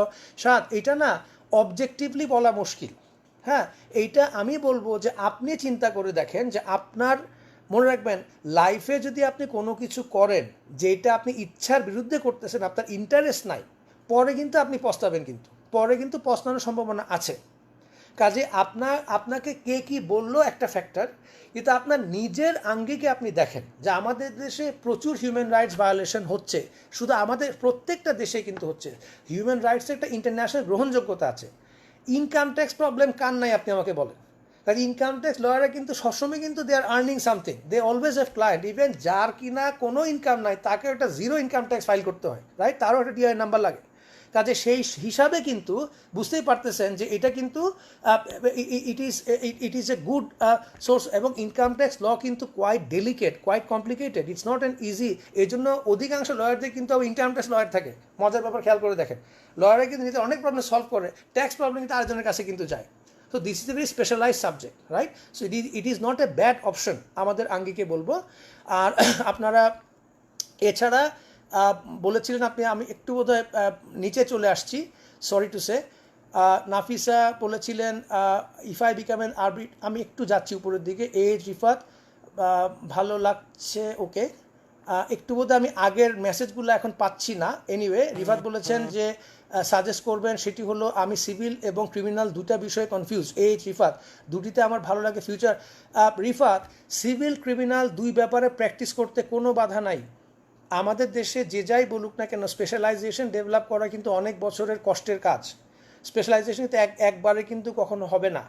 এই মুহূর্তে লাইফে এই টাইমে আপনি যখন যে কাজ পাবেন আপনি সেই কাজটাকেই উইথ ডেডিকেশন উইথ ডিভোশন আপনি সেই ব্যাপারে পড়াশোনা করেন, শেখেন, জানেন। আস্তে আস্তে 2, 3, 4, 5 বছর যাওয়ার পরে আপনার হয়তো কোনো একটা সাইডে বেশি আপনি প্যাশনেট হবেন, তখন যায়েন। দুইটা যে ভালো লাগে এটা তো মহা খুশির কথা। মানুষ সাধারণত বলে আমার এইটা ভালো লাগে না, আমি ওইটা ভালো লাগে না, এইটা বলে, আপনার দুইটাই ভালো লাগে, ঠিক আছে? সো এই সেন্সে আমি বলবো যে it is a way to go, way forward for you.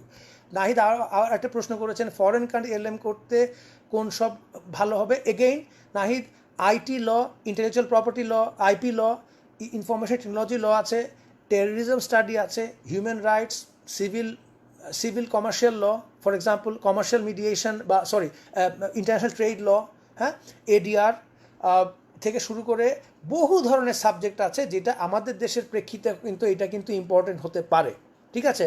আমি বলবো হ্যাঁ, বলেছে ফারজানা বলছি, it doesn't apply to criminal justice, true, but it does apply to a certain extent. ভবিষ্যতে হয়তো আমাদের আরও এটা নিয়ে চিন্তাভাবনা করতে হবে। আকিব বলেছে, if I be arbitrator then what process should I follow? Akib, arbitrator হতে গেলে সত্যি কথা হচ্ছে আরবিট্রেটর হওয়ার জন্য অলিখিত যোগ্যতা হচ্ছে যে আপনাকে এমন কোনো চেম্বারের সাথে জয়েন করতে হবে, you have to join a chamber যারা আরবিট্রেশন প্র্যাকটিস করে। সো আপনি প্রথমে হয়তো আরবিট্রেশন যে কাউন্সিল হবেন, হ্যাঁ, যিনি লয়ার হবেন যে পার্টির, তার একজন জুনিয়র অ্যাসোসিয়েটে আপনি কাজ পাবেন, নাম্বার 1। সেকেন্ডলি আপনি আর একটু ভালো করলে আপনি হয়তো সেক্রেটারি হবেন ট্রাইব্যুনালের। সেক্রেটারির কিন্তু অনেক কোর্সেস কিন্তু বাইরে কিন্তু অফার করে অনেক ক্ষেত্রে, আর আমাদের দেশে ঠেকে ঠুকে শিখে ধরেন। বাট এগেইন অনলাইনে হয়তো সেই সুবিধা কিন্তু সামনে হয়তো আসবে। তারপরে আরবিট্রেটর কখন আপনি হবেন? আরবিট্রেটর মানে কিন্তু ইউ আর লাইক এ জাজ, এবং আমরা জানি যে জাজ হওয়ার মতন পজিশনে যেতে গেলে কিন্তু এত অভিজ্ঞতা লাগবে, আপনার সততা, ডিগনিটি অনেকগুলা। আর আরবিট্রেশনের প্রবলেম বা সুবিধাটা হচ্ছে যে আপনি কাউন্সিলদের কাছে গ্রহণযোগ্য কিনা অ্যাজ এ জাজ, অ্যাজ এন আরবিট্রেটর। আপনার সততা নিয়ে যে কথাগুলো বললাম, আপনার এক্সপিরিয়েন্স, আপনার প্রজ্ঞা, এইটা, কারণ arbitrator has to be neutral, fair to the parties, to everyone, তাই না? এবং এখানে কিন্তু আরবিট্রেশনের যে এথিক্যাল স্ট্যান্ডার্ড কিন্তু খুবই হাই, কাজে আরবিট্রেটর হওয়াটা কিন্তু খুব সহজ কোনো ব্যাপার না। 1, 2 হচ্ছে, হ্যাঁ, তারপরে আরেকটা রাস্তা হচ্ছে, ঠিক যেমন মিডিয়েশনের কথা বললাম যে আপনারা আরবিট্রেশনের বিভিন্ন কোর্সেস কিন্তু আছে, এইটাও কিন্তু এডিআর ইন্টারন্যাশনাল যাদের সাথে আমরা কাজ করি তারা আরবিট্রেশন কোর্স করাচ্ছে। আপনার সিঙ্গাপুরে CIARB, I am a fellow of the CIRB. আপনারা জানেন যে বাংলাদেশে কয়েকজন ফেলো আছেন, আমি তাদের মধ্যে একজন। ফেলোশিপ করতে গিয়ে আমাকে অনেক কাঠখড় পোড়াতে হয়েছে। I needed 3 years to become a fellow. আমাকে লাস্টে অ্যাওয়ার্ড রাইটিং পরীক্ষা পাশ করতে হয়েছে, একটা ইন্টারভিউ দিতে হয়েছে একজন কিউসির সাথে হংকং থেকে, তার আগে রিটেন পরীক্ষা পাশ করতে হয়েছে। So it was a 3-stage process for me to become a fellow.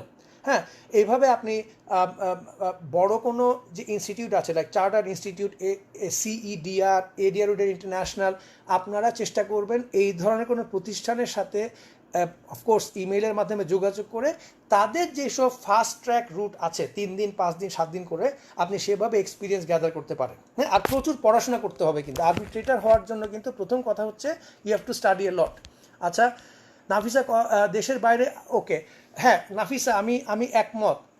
Corona পরবর্তীতে দেশের বাইরে আইন পড়তে গিয়ে কিন্তু আসলেই জটিলতা সৃষ্টি হবে বলে আমি মনে করছি। কারণ হচ্ছে যে ফার্স্টলি আপনি যেই দেশে যাবেন, how they will accept you from Bangladesh. তাদেরকে ভাইরাস মুক্ত হতে হবে, রাইট? আপনাকে অফকোর্স ভালো হেলথ নিয়ে যেতে হবে। Maybe tuition fee will increase ফরেনারদের জন্য হয়তো, কারণ তাদের কিন্তু billions of pounds and dollars কিন্তু ক্ষতি হচ্ছে।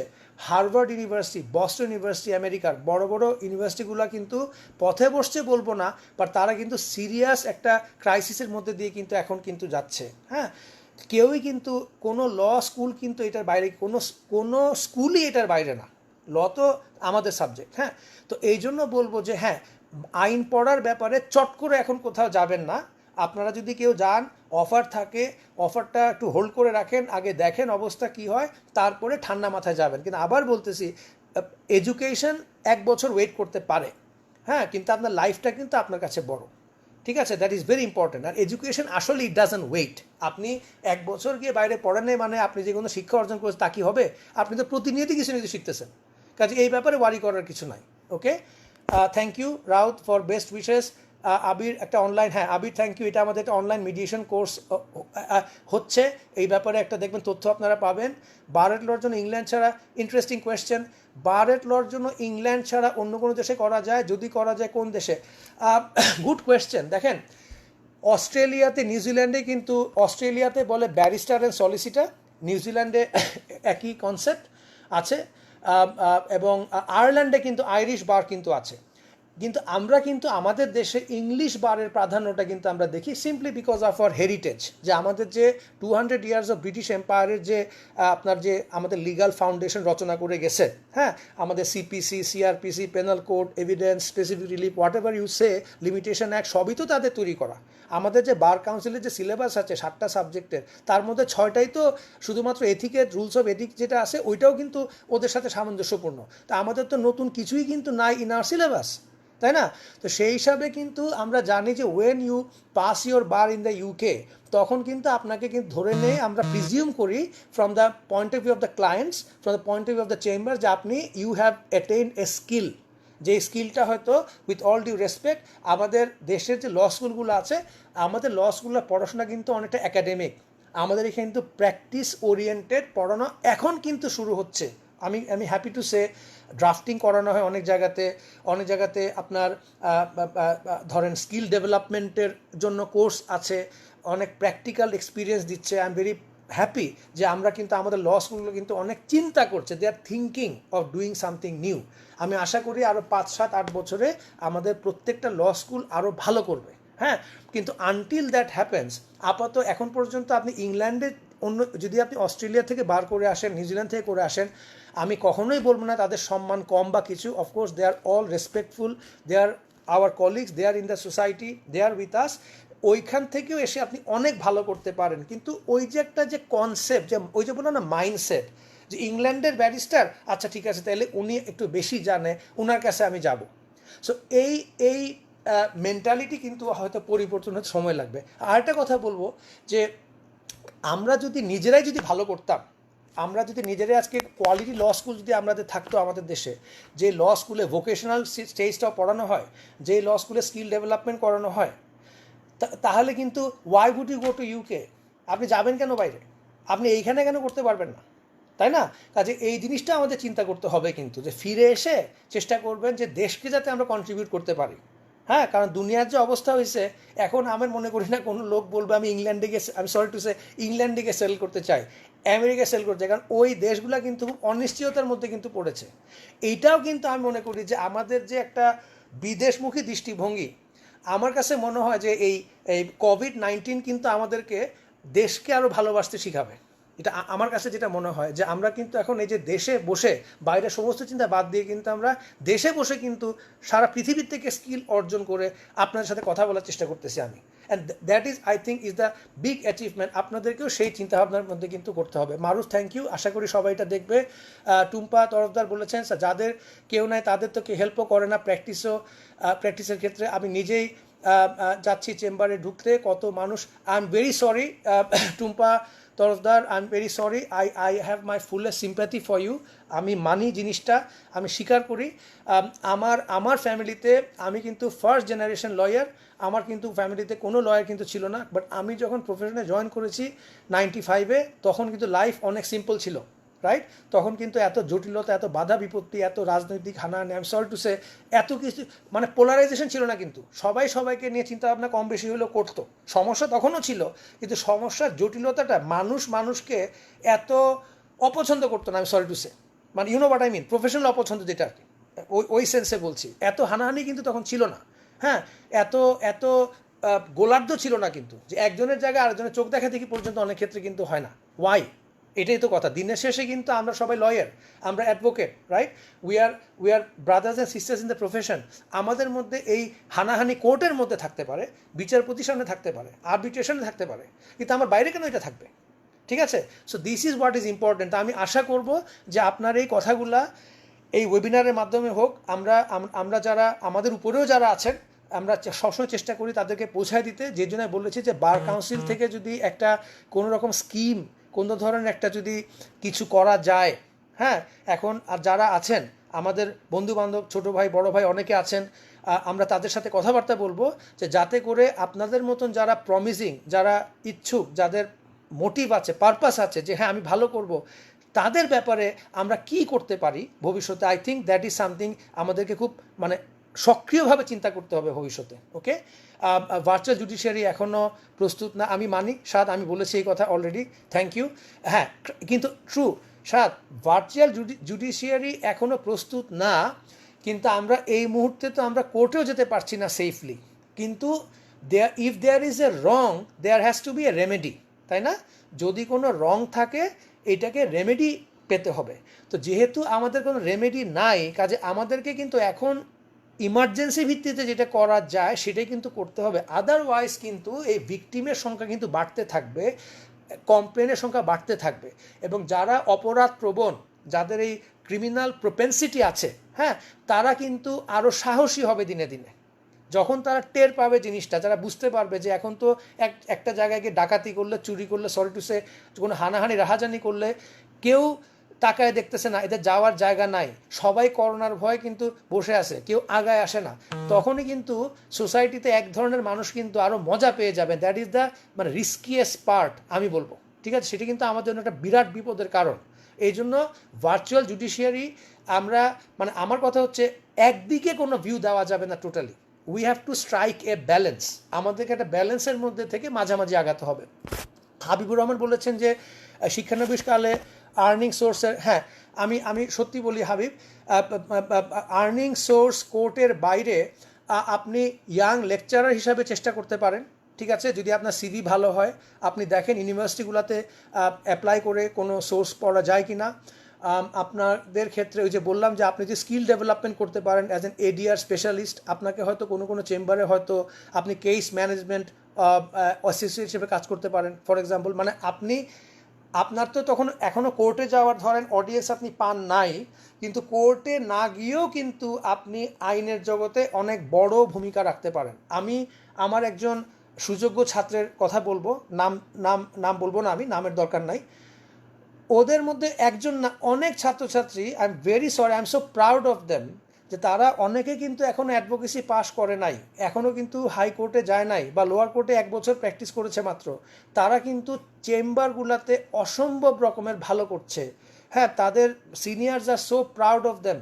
অনেক চেম্বারে কিন্তু তাদেরকে সম্পূর্ণ দায়িত্ব দিয়ে দিয়েছে, এরা কন্ট্রাক্ট ড্রাফটিং করতেছে, ফরেন পার্টির সাথে নেগোশিয়েট করছে, তাদেরকেই তারা ইউজ করছে as the icon of the chamber, 10 জায়গায় তাদের কথা বলতেছে। এইটা যে আমাদের জন্য কত বড় গর্বের ব্যাপার। If you look at the multinationals, আপনি বিভিন্ন যদি ডিপার্টমেন্টের ল ডিপার্টমেন্টে যদি আপনি দেখেন, আপনি দেখবেন যে ইয়াং জেনারেশন কিন্তু এখন লিড করতেছে। আইন পেশাতে তো 35-40 কোনো বয়সই আসলে না, কিন্তু আপনি যদি দেখেন যে এই এইজের মানুষগুলা কিন্তু, আই এম সো প্রাউড, আমি আবার বলছি যে তারা কিন্তু অনেক যোগ্যতার সাথে বিভিন্ন জায়গায় কিন্তু তারা কিন্তু এখন রান করছে, লিড করছে, এবং এবং ওদের সবচেয়ে বড় জিনিস কি জানেন, ওরা যেহেতু এই এডুকেশনটা আমাদের সাথে পেয়ে এসছে, আমরা একই রাস্তায় ছিলাম অনেকে, তারা কিন্তু আমি আশা করব ভবিষ্যতে তাদের স্থানচ্যুত হবে না, they will not become so proud যে তারা আর নিচে মানে অন্যকে তারা ছোট করে দেখবে। এইটা কিন্তু একটা বড় কালচার ডেভেলপমেন্ট, যে আমরা অনেকেই কমপ্লেন করি যে সিনিয়র এই করে না সেই করে না, সিনিয়ররা তো আসলে ওই আমলে নিজেরাও তো কিছু আনফর্চুনেটলি তেমন কিছু পান নাই, ঠিক আছে? এই জন্য তারা হয়তো ওই আমি বলবো ওই অ্যাটিটিউডটা তারা ডেভেলপ করে উঠতে পারেন না। কিন্তু আমরা যারা এখন প্রফেশনে একটু সামনের দিকে আস্তে আস্তে যাচ্ছি, আমরা তো আপনাদের প্রতি সহমর্মিতা আছে আমাদের, আমরা কিন্তু আপনাদের প্রতি সিম্প্যাথেটিক, আমরা আপনাদের সাইডটা, আমাদের এমপ্যাথি আছে, আপনাদের দিকটা আমরা বুঝি। তো সেই ক্ষেত্রে আমি আশা করব যে ভবিষ্যতের প্রজন্মে যারা লিড করবে, রাইট, তারা নিঃসন্দেহে they will create more opportunities. Okay, একটু দীপিকা বলছেন যে একজন একটা মিটিংয়ের মধ্যে ছিলেন, সো আপনি এই মিটিংয়ে থাকার কারণে I am very sorry Dipika, আমি সুযোগ পেলে আবারই প্ল্যাটফর্মে আসবো। ওকে, আর এটা যদি রেকর্ড থাকে আপনি হয়তো দেখে নিতে পারেন। আবু তালেব মিলন বলেছেন দেশের পরিচিতি, হ্যাঁ, অ্যাডভোকেসি লিখিত পরীক্ষার্থীদের করণীয় কি? আমি আবু তালেব মিলন আপনাকে এইটুকুই বলবো যে আপনি আপনার চর্চা চালিয়ে যান, যাতে ভবিষ্যতে যখনই পরীক্ষা হয় তখন যা টিকতে পারেন। আপনি বুঝছেন যে পরীক্ষাতে 18-20% মাত্র পাস করে, এটাতে ওয়ার্ল্ডের সব থেকে দুরূহ বার এক্সামের থেকে দুরূহ আমার কাছে মনে হয়। এবং এইটা যে কেন এত দুরূহ করা হইল, বা এই পরীক্ষাটাকে আরও কঠিন করে যে কি পাচ্ছে বা কি আসতেছে, আমি নিজেও কিন্তু কনফিউজড। হ্যাঁ, যে making an exam so difficult and proving যে এই ছেলে মেয়েগুলো ভালো না, যোগ্য না, এইটা আমার কাছে ভাবতে অবাক লাগে যে আমরা কেন এই ধরনের চিন্তা করি যে মানুষ ফেল করলে আমার একটা এক ধরনের উল্লাস বলবো না, আমার একটা কন্টেন্ট, দেখো দেখো দেখো ওরা কিছু করে আসে না। সরি টু সে, আসলে আমাদের সবারই না নিজেকে নিয়ে চিন্তা করতে হবে যে আসলে আমি কোত্থেকে আসছি, হ্যাঁ আমি কীরকম ছিলাম, বা আমি কতটুকু কষ্ট করেছি। ওই যে একটা সমস্যা হচ্ছে যে we are not trying to appreciate the plight, the misery of each other. এবং আরেকজনের মিজারিতে যদি আমি মজা পাই, তাহলে জীবনেও কিন্তু এই পরীক্ষা কিন্তু সহজ হবে না। সো আমরা কিন্তু চেষ্টা করতেছি যাতে কোয়েশ্চেন প্যাটার্ন বলেন, এক্সামের ডিউরেশন বলেন, সব ব্যাপারে যাতে একটা, এবং সব থেকে বড় কথা কি জানেন, ঢাকার বাইরে গিয়ে প্র্যাকটিস করতে হবে। কিন্তু আমি আমার সবসময় এই কথাগুলো বলি যে আমরা সবাই ঢাকা কেন্দ্রিক চিন্তাভাবনা করতেছি সবাই মিলে। We have to develop the district bars, সেই সব বারে কিন্তু কম্পিটিশন আনতে হবে, আরও যোগ্যতা নিয়ে কিন্তু অ্যাডভোকেটদেরকে যেতে হবে। তখনই কিন্তু আপনি কিন্তু আপনার মধ্যে হাহাকারটা কিন্তু কমবে। এই যে ঢাকা শহর সব থেকে বেশি করোনা আক্রান্ত, আপনারা কি জানেন যে ইংল্যান্ডে আমেরিকাতে সব থেকে বড় মানে জেগে উঠেছে কোন অঞ্চল? গ্রাম অঞ্চল।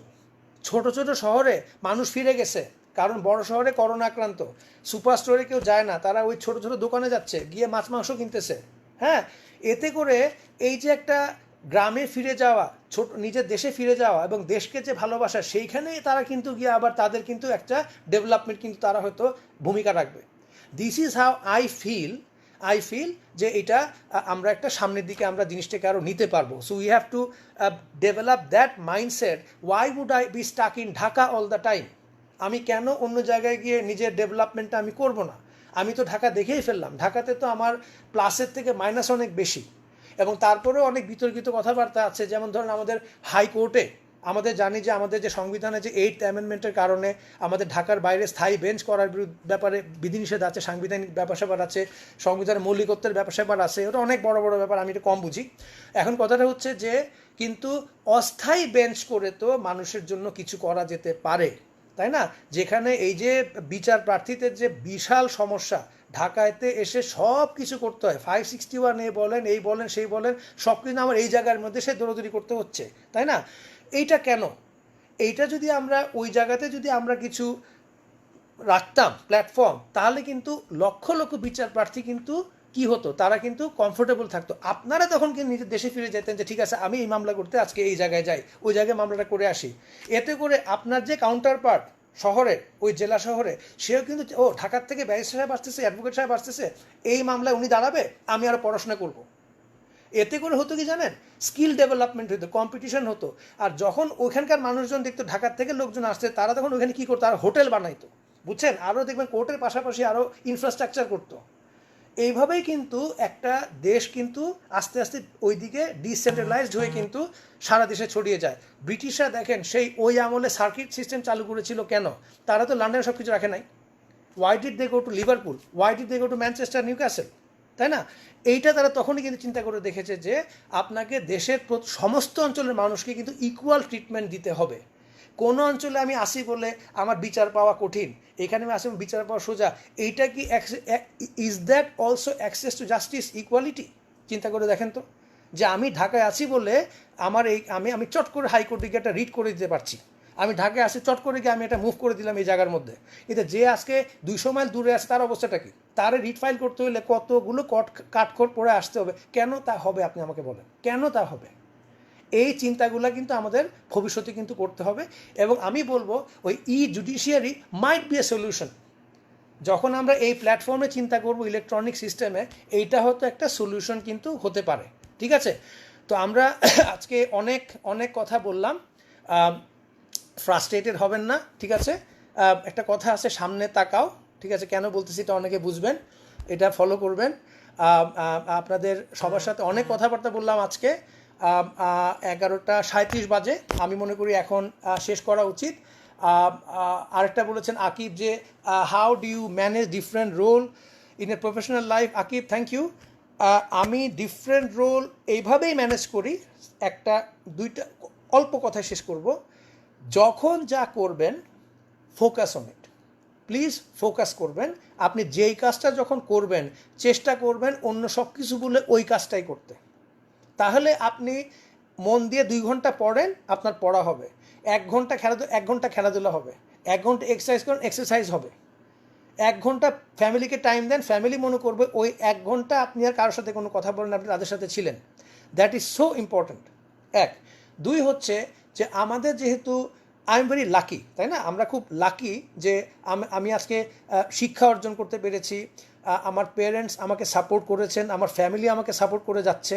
হ্যাঁ, আমার আশেপাশের মানুষ, I have a wonderful program team. আমার চেম্বারের সবাই এত ভালো, আমার জুনিয়র এত ভালো, আমার প্রোগ্রাম টিমের সবাই আমার কাছে এক একটা অ্যাসেট, তাই না? আর এবং আমাদের থেকে কেউ কিন্তু একদম দূরে সরে যায় না, সবাই কিন্তু আমাদের সঙ্গে কম বেশি হলে থাকে। কারণ আমি কখনো কাউকে দূরে সরা দেওয়াটা পছন্দ করি না, কারণ আমাদের লাইফ কিন্তু খুব ছোট, তাই না? এইটা আজকে আসি কালকে নাও থাকতে পারি, এই কথা আপনার সামনে কখনো নাও বলতে পারি। কাজে আমার এই হানাহানিমূলক আচরণ করে আমার আলটিমেটলি আমার লাভটা কী হবে? সেই জন্য আমি যখন ফিল করি যে আই এম সো লাকি যে I could go to France, I could go to England, I could go to Malaysia, আমি আমেরিকা যেতে পেরেছি, আমি ইন্ডিয়াতে গেছি, আমি শ্রীলঙ্কাতে গেছি, আমি ইউএতে গেছি, এইসব জায়গায় গিয়ে আমি স্কিল ডেভেলপমেন্ট করার সুযোগ উপরওয়ালার কারণে আমি করতে পেরেছি। আমার কি একটা দায়িত্ব আছে না আপনাদের সঙ্গে কথাবার্তা বলে আপনাদের মধ্যে ছড়ায় দেওয়া জিনিসটা? দিস ইজ ওয়্যার আমি ফিল করি যে নিজের পেটের মধ্যে বিদ্যা রেখে 1000 ডিগ্রি রেখে যদি আমি বসে থাকি টেবিলের মধ্যে 10টা বই নিয়ে, আমার কিন্তু কোনো লাভ হবে না। দিস ইজ ওয়্যার আপনি যখন টিচার, আপনি আপনার বেস্ট হ্যান্ডআউটটা দেন, আপনি আপনার বেস্ট সাজেশনটা দেন। আপনি যখন লয়ার, আপনার বেস্ট স্কিলটা আপনি দেন। আপনি ক্লায়েন্টকে ইজ্জত করেন, ঠিক আছে? যে এই ক্লায়েন্ট যাতে আপনার কাছে আবার ফিরে আসে ভালো মনে, দ্যাটস ইম্পর্ট্যান্ট। আপনি যখন মিডিয়েশন করবেন সেটা করেন। আমি এই জন্য বলবো যে এবং কখনও আপনি টায়ার্ড ফিল করবেন না, ওই জিনিসটা মাথার মধ্যে আনতে যায় না যে আমি কি করলাম। এই চিন্তা করলে আপনি ঠাস করে বসে পড়বেন যে আমি এত কিছু কেন, আপনি ভাবতেই যাবেন না আপনি কি করলেন। আপনি আপনার রুটিন ঠিক রাখবেন, স্কেডিউল ঠিক রাখবেন, সেভাবে আগায় যাবেন, কারণ আগামীকাল আপনার জন্য নাও আসতে পারে। তো আপনার লাইফ যখন এতটা ছোট, আমরা এই লাইফটাকে ঠিক মতো কাজে লাগাবো না কেন বলেন? কেউ তো 3 লাইফে এই কাজ করে না। নোবেল লরিয়েট বলেন, সেলিব্রিটি বলেন, রিফর্মার বলেন, রেভলিউশনিস্ট বলেন, সবার তো জীবন একটাই ছিল। তো তারা কেমনে করলো, তাই না? তাদের কি 2-3টা মানুষ ছিল? তারা একটা মানুষ ছিল কিন্তু। So this is what is important আমার কাছে মনে হয়। এবং সবাই কাইন্ডলি একটু সেশনটা শেয়ার করেন আপনারা, অনুরোধ করে। যদি আমি শেষের দিকে আছি, আমি এক্সপ্লেইন করেছি how do I play my role. I am very thankful to almighty. আমি আবার বলছি, সবাইকে আমি ধন্যবাদ দিই, আমার আশেপাশের আপনাদের সবাইকে থ্যাংক ইউ দিই যে আপনারা আমাকে মোটিভেট করেন। এই যে 11:40 বাজে আপনারা এখনও শুনছেন আমার কথা, ঠিক আছে? এটাই তো আমার জন্য বড় পাওয়া, ঠিক আছে? ভালো না লাগলে তো আপনি একে একে চলে যেতেন এই জায়গার থেকে, তাই না? So this is so important. জীবন নিরাপত্তা, তাহলে কঠিন কথা বলেছেন যে হ্যাঁ, আমরা জানি যে আইনজীবীদের আমাদের সমাজে আসলে তাহলে সত্যি কথা হচ্ছে কি, আমাদের আইনজীবী বলে না, আমাদের সমাজে মিউচুয়াল রেসপেক্টটার খুব অভাব। তো আমরা পরস্পরকে সম্মান করছি না, এবং আমাদের মধ্যে একটা কমপ্লেক্স ডেভেলপ করেছে যে আমি বড় আপনার থেকে, বা আপনি কম জানেন, আপনি ছোট আমার থেকে। এইসব এইগুলো কারণে কিন্তু হয় কি, আমাদের সোসাইটিতে এই একটা ইনইকুয়ালিটি কিন্তু হয়েছে। কিন্তু এটা কিছু মনে করেন না, এটা খালি আমাদের সোসাইটিতে না। আপনারা দেখেছেন যে নিউ ইয়র্কে 55-60% মানুষ কিন্তু যারা আক্রান্ত বা মারা গেছে করোনাতে, তারা কিন্তু হিসপ্যানিক, ব্ল্যাক, এশিয়ান কমিউনিটির। কেন জানেন? একটা বড় কারণ হচ্ছে তারা তাদের হেলথ কেয়ার সিস্টেমের সুবিধাটা ঠিক মতন পায় না, তারা ঠিক মতন ওই সাপোর্টগুলো পায় না, যে জন্য তাদের মধ্যে অনেক অসুখ বিসুখ হয়ে গেছিলো আগের থেকে। দে হ্যাড আন্ডারলাইং ইস্যুস, যে জন্য করোনা তাদেরকে বেশি আক্রান্ত করেছে। এই ডিসক্রিমিনেশন কিন্তু একটা গ্লোবাল ফিচার। আর আমি একটা নেগেটিভ কথাই বলবো যে পোস্ট করোনা ওয়ার্ল্ডে এই ধনী গরিব বৈষম্য হয়তো বাড়তে পারে, আরও বাড়তে পারে বলে আমার কাছে মনে হচ্ছে। বিভিন্ন দেশের দিকে তাকালে বুঝবেন আমি কি বলতেছি। সো লেটস হোপ যে আমার আশঙ্কা যাতে সত্যি না হয়। হ্যাঁ, যাতে আমরা ভালো থাকতে পারি। আমি বলেছি যে এই সময় কেমনে নাহিদ, আমি বলেছি কি করতে পারেন এই টাইমটাতে। স্পেশালাইজড এলএলএম সাইভ ভালো হবে, বাট এগেইন আপনার মাইন্ডে যেটা বলে, আপনি যদি মনে করেন না আমি 4-5টা সাবজেক্ট আমি একসাথে একটু একটু করে শিখবো, আমি তারপর ডিসাইড করবো, you can take a general LLM, you don't have to take a specialised LLM, okay. এবং জানাত আবার বলেছেন হ্যাঁ, ইংল্যান্ড ছাড়া অন্য দেশে আমি বলেছি আপনাকে Australia is a very good jurisdiction, Canada আমেরিকার সমস্যা হচ্ছে ওরা ফেডারেল সিস্টেম, স্টেট সিস্টেম, তাদের লিগাল সিস্টেমটা একটু ডিফারেন্ট ফ্রম ইউকে, ঠিক আছে। কাজে সেই হিসাবে আপনি মালয়েশিয়া চিন্তা করতে পারেন, there are some very good law schools in Malaysia, Singapore, okay, সেটা ভাবা যেতে পারে, লেস এক্সপেন্সিভ।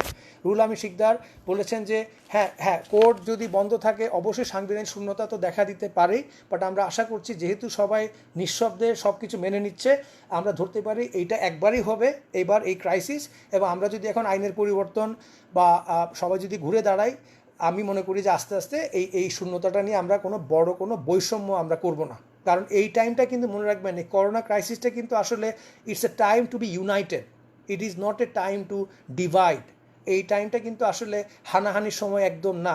একটা কথা আছে না যে ভাইরাস, যদিও বলেছে ভাইরাস নাকি ডিসক্রিমিনেট করে না, বাট আবার অনেকেই এটা বলতেছে ভাইরাস কিন্তু আবার দেখা যাচ্ছে কোনো কোনো দেশকে বেশি অ্যাটাক করছে, কোনো দেশে কম অ্যাটাক করতেছে। ইরাক বর্ডারে ইরানে ভাইরাস একদম মানে খুব খারাপভাবে ছড়িয়েছে, অথচ একই বর্ডার ইরাকে মাত্র 100-200 জন আক্রান্ত হয়েছে। সো এইটাও কিন্তু ভাইরাসটা কিন্তু বোঝা যাচ্ছে না কিন্তু এখন পর্যন্ত। বাট আমাদের কথা হচ্ছে উই ক্যানট টেক চান্সেস, ঠিক আছে, এই ক্যান টেক দ্য চান্সেস। আমি বলেছি সাদের প্রশ্নের জবাব আগেই দিয়েছি, ওকে। আমার মনে হয় অনেক প্রশ্ন আপনাদের নিলাম, আশা করি আপনাদের ভালো লেগেছে। এবং আর দেখি লাস্ট কোনো কোয়েশ্চেন। বারেট ল পিএইচডি কস্ট, বারেট ল করতে এই মুহূর্তে এলএলবি ছাড়া 25 থেকে 30 লাখ টাকা লাগতে পারে, ঠিক আছে, including cost and everything, but this cost might change in future because of the কোভিড-19। আর ব্রিটিশ এলএলবি বাংলাদেশে করতে 10-11 লাখ টাকার মতো হয়ে যেতে পারে without going in to the UK, but that fee may be revise after corona, আমি এই কথাটাই বলবো। কক্সবাজার থেকে আমাকে শুনছেন, থ্যাংক ইউ ভেরি মাচ, আমি খুব খুশি হলাম যে আপনারা অনেক দূর থেকে আমার কথা শুনছেন, ভাল লাগলো। আর legal principle of an arbitral tribunal, Rifat সংক্ষেপে বলি, আরবিট্রাল ট্রাইব্যুনালের প্রিন্সিপলগুলা, বিচারকদের যে প্রিন্সিপল, একই প্রিন্সিপল, সততা, independence, etiquette, fairness, they have a duty to be neutral, to be impartial, to give them fair opportunity. তাদের কম্পোজিশন পার্টির মাধ্যমে হয়, তাদেরকে চ্যালেঞ্জ করা যেতে পারে, চ্যালেঞ্জ করলে আবার কোর্টে আসতে হয়, সময় বাড়ে, বাট ওভারঅল এটা কিন্তু it's a quasi judicial type of set up, informal, but তাদের কাজকর্ম, তাদের কিন্তু ওই পুরা প্রজ্ঞা বা তাদের অ্যাপ্লিকেশন কিন্তু এটা কিন্তু ইকুয়ালি সিরিয়াস অ্যাজ এ জাজ, ওকে। হ্যাঁ, ট্যাক্স ল নিয়ে আমি বলেছি যে ট্যাক্স লর ফিউচার ভালো। ইমরান হক রায়ান বলেছেন যে he is doing ACCA from private university. হ্যাঁ ইমরান, ACCA করে দেয়ার ইজ নো প্রবলেম। আপনি ACCA শেষ করার পরেও আপনি কিন্তু ব্রিটিশ লতে LLB করতে পারেন, LB করে বারেট ল করতে পারেন, আপনার সময় মোটেও বেশি লাগবে না। আর আপনার যদি কোনো মাস্টার্স থাকে আপনি হয়তো এক্সামশন পাবেন কয়েক সাবজেক্টে, ঠিক আছে, কাজে আপনার সময় কিন্তু কম লাগবে। There is nothing wrong. বহু লয়ার আছে যারা অন্য সাবজেক্ট থেকে আসছে, এবং ভেরি ইন্টারেস্টিং, এখন যারা অন্য সাবজেক্ট থেকে এসে ল পড়ে তাদেরকে অনেককে গ্রহণযোগ্য বেশি হয়, কারণ they have a multiple disciplinary achievement, okay. So সেটা কিন্তু একটা ইম্পর্টেন্ট কথা আমি বলবো। এবং ডিসপিউট অ্যান্ড কনফ্লিক্টের ব্যাপারে, ওয়েল এটা হচ্ছে conflict management is one kind of dispute, but আমরা দুইটাকে দুই অর্থে জাস্ট মানে আমি বলবো ব্যবহার করি। মিডিয়েশন, হ্যাঁ, mediators need to be regulated, I agree. মিডিয়েশনের ব্যাপারে যদি আরও যদি ইনস্টিটিউশনাল ডেভেলপমেন্ট যদি হয়, আমার যেমন বিয়াক আছে, ভালো করছে, চেষ্টা করে যাচ্ছে বিয়াক, তাদের রুলস অফ 2019 আছে। মিডিয়েশন রেগুলেট হলে কিন্তু ইনস্টিটিউশন কিন্তু খারাপ হয় না, বরং ইনস্টিটিউটগুলো কিন্তু অনেক কিন্তু এখতিয়ার থাকে, তাদের অনেক নেটওয়ার্ক ভালো থাকে, ঠিক আছে। So I agree, thank you for your compliment. Akhlakur Rahman লাস্টে বলেছেন এলএম ম্যারিটাইম ল খারাপ না, কিন্তু আকলাকুর আমি একটা কথা বলি, আপনি একটু ম্যারিটাইম লর প্র্যাকটিস সম্পর্কে আগে জেনে নিন, বাংলাদেশে কারেন্ট অবস্থাটা কি। দেয়ার ওয়াজ এ টাইম 2000 সালের আগে যখন I was with doctor Zahir and associates, তখনই তো আমার প্রচুর মামলা করেছি অ্যাডমিরাল্টি লতে। তার পরবর্তীতে আইন পরিবর্তন করে কোর্ট ফি বাড়ায় দেয়, অনেক ঝামেলা ছিল, তারপর কিন্তু প্র্যাকটিসটা একটু লিমিটেড হয়ে যায়। হ্যাঁ, কাজে অ্যাডমিরাল্টি প্র্যাকটিসের কিন্তু অ্যাডমিরাল্টির মামলাগুলা আপনি অ্যাডমিরাল্টির পাশাপাশি carriage of goods by by sea, marine insurance law, marine arbitration, আমি মনে করি অ্যাডমিরালটি লটাকে আপনি আলাদাভাবে চিন্তা না করে আপনি একটা কম্বিনেশন সাবজেক্ট হিসাবে নিতে পারেন, তাহলে আপনার কিন্তু you will get better specialisation. Okay, আচ্ছা, ফারহান বলেছেন, যা ফারহান ব্যাখ্যা করতেছে কম্পিটেন্স। ইমরান বলেছে যে I have done my ACCA, thank you, you can do well ইনশাল্লাহ। তারপরে আর বোধহয় কিছু না, হ্যাঁ, ট্যাক্স ল প্র্যাকটিসে আমি বলে দিয়েছি আগের থেকে। প্রফেশনস এমন দাঁড়িয়েছে, হ্যাঁ আদালতের, হ্যাঁ আমি মানি যে আমাদের লয়ারদেরকে একটু সব কিছুকে চিন্তা করে, লুক মিস্টার সাইফুর রহমান, আমার কথা হচ্ছে there is nothing wrong doing politics কিন্তু কোনো খারাপ জিনিস না। রাজনীতিতে ভালো সৎ মানুষ আসলে পরে যারা ওয়াইজ থিঙ্কিং তারাই কিন্তু সব থেকে ভালো করতে পারবে রাজনীতিতে আলটিমেটলি। কিন্তু আমাদের নানা চেঞ্জ মাইন্ডসেটের কারণে আমরা এটাকে একটা প্রিজামটিভলি খারাপ বলে বা নেগেটিভ ওয়েতে ধরে নেই। আপনি আমেরিকার প্রেসিডেন্ট কয়জন নন লয়ার আপনি আমাকে বলেন, তাই না? ওয়ার্ল্ডে লিড করছে তো লয়াররা বিভিন্ন দেশে, দ্যার ইজ নাথিং রং। তারা কি অরাজনৈতিক? তারা রাজনীতি করেই কিন্তু আসছে। কিন্তু আমাদের মধ্যে রাজনৈতিক যে ওই যে বললাম না যে মিউচুয়াল রেসপেক্টটাই কিন্তু, যে আপনার সঙ্গে আমার মতের দ্বিমত হতেই পারে, তার মানে আমি আপনার ক্ষতি করে আমি চ্যাম্পিয়ন হব, জিতবো, এটাতে কোনো কথা না। আমি আপনাকে বোঝানোর চেষ্টা করব যে আপনি আমার মত কেন শুনবেন না। দেখেন, এই কারণে আমি, you might swing in my favour, সেইভাবেই কিন্তু আগাবে। একটা স্ট্রং ডেমোক্রেসিতে কিন্তু অপোজিশন ইজ ভেরি ইম্পর্ট্যান্ট, তাই না? এই জিনিসটাই কিন্তু আমি আশা করি যে আমরা যাতে আস্তে আস্তে চলতে যাতে আমাদের এই ডেভেলপমেন্ট যাতে হয়, তাহলে ইনশাল্লাহ আমাদের দেখবেন সামনে অনেক ভালো দিন আসবে। অলরাইট, এই কথা বলতে বলতে কিন্তু আর শেষ হবে না, ঠিক আছে? অনেক কথা। সো আমি আজকে শেষ করি, প্রায় 11:15 বাজে। Thank you so much, thank you BLLSA, Rashel Siddiqui and the team, Monika, Rifat, Tanzim যারা আছেন, তারা অনেক ভালো, তারা অনেক চেষ্টা করে এই প্ল্যাটফর্মে এসে সবাইকে উজ্জীবিত করতে, অনুপ্রাণিত করতে। They need lot of sort of commendation. আমি অনলাইন প্ল্যাটফর্মে যারাই কাজ করে যাচ্ছে গত 1 মাস যাবত দেখতেছি, আমি সবাইকেই থ্যাংক ইউ দিচ্ছি যে আপনারা কিন্তু এই যে একটা অ্যাক্টিভিটি রাখতেছেন অনলাইনে, এর ফলে কিন্তু যারা কোনো কিছুর উপায় দেখতেছিল না, যারা ভাবতেছিল যে আমার বাসায় কিভাবে দিন কাটবে, আমি প্রিটি শিওর অনেকে কিন্তু অনেক কিছু থেকে কিন্তু নিজেকে আস্তে আস্তে খুঁজে পাচ্ছেন যে না, আমি তো এটা করতে পারি। আমি আমার অনেক ছাত্রই দেখলাম তারা আর্টিকেল লিখেছে, 5-7টা লিখে ফেলছে, আরও লিখছে, তাই না? তারা কিন্তু এখন কনসেপ্ট পেপার ডেভেলপ করছে, তারা কিন্তু নিজেরা ওয়েবিনার করে কিন্তু তারা এনকারেজ করতেছে, ন্যাশনাল প্ল্যাটফর্মে তারা অনেকে নিয়ে আসতেছে, ঠিক আছে? This is the power of technology, যেটি কথা আমি বললাম যে এখানে কিন্তু কোনো জিওগ্রাফিক্যাল কোনো ডিভিশন কিন্তু এখানের মধ্যে কিন্তু নাই। ওকে, সো সবাইকে আবার থ্যাংক ইউ দিচ্ছি। সুযোগ পেলে আবার এসে কথা বলবো, দোয়া করবেন। যেই কথা দিয়ে সবাই শেষ করে, স্টে সেফ, স্টে হেলদি, সবাই সাবধান থাকবেন, do not take any chances. Shopping mall খুলুক আর যাই খুলুক, এইবারকার ঈদ কিন্তু, আমি সরি টু সে, এইবারকার ঈদ কিন্তু শপিংয়ের ঈদ না। হ্যাঁ, কাইন্ডলি মনে রাখবো আমরা সবাই, এই কারণে যে আমরা যে পরিমাণ বিপর্যস্ত অবস্থায় বাংলাদেশের মানুষ কাটাচ্ছে, দুনিয়ার চারিদিকে আপনি তাকায় দেখেন, এইবারকার ঈদে হয়তো আমার মনে হয় যে আমরা সবাই মিলে কিন্তু আরেকটু কিন্তু উই হ্যাভ টু বি রেস্ট্রেইনড। হ্যাঁ, আমাদের রেস্ট্রেইন থাকতে হবে। ভবিষ্যতে আরও অনেক ঈদ আসবে, আমরা আরও অনেক মজা করতে পারবো, বাট এইবারকার ঈদে কিন্তু আমাদেরকে খুব কেয়ারফুলি থাকতে হবে। আপনার বন্ধুবান্ধব শপিংয়ে গেছে, যাচ্ছে, আচ্ছা যাক না, আপনার গিয়ে ওখানের মধ্যে কিন্তু তাল মেলার কোনো দরকার নেই। দ্যাট ইজ ভেরি ইম্পর্টেন্ট, কারণ আপনি আপনার একজনের জন্য, আপনার পুরো ফ্যামিলির জন্য কিন্তু বিপদ ডেকে নিয়ে আসতে পারেন আশেপাশের জন্য। আর লাইফ কিন্তু একটা, আপনার জায়গাতে এসে আপনি খামাখা করোনা আক্রান্ত হয়ে আপনি কেন নিজেকে একটা বিপদের মধ্যে ফেলবেন সবাইকে নিয়ে?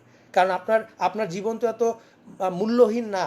নিজেকে ওই ইম্পর্ট্যান্ট ভাবতে শিখতে হবে, নিজেকে মূল্যায়ন করতে হবে যে আপনি ভবিষ্যতের একজন দিকদ্রষ্টা, আপনি ভবিষ্যতের একজন achiever. Okay, this is how you have to have a mindset. এবং কখনও নিজেকে ছোট ভাববেন না, দ্যাটস দ্য কি। কখন নিজেকে ছোট ভাববেন না, আপনার দ্বারা অনেক বড় কাজ সোসাইটির জন্য, মানুষের জন্য হতে পারে। ওকে, খাগড়াছড়ি থেকে সেজান, থ্যাংক ইউ। সব জায়গা থেকে শুনছেন আপনারা, খুব ভালো লাগলো। সো আমি আজকের মতন বিদায় নিচ্ছি। হ্যাঁ, আসসালামু আলাইকুম, ভালো থাকবেন।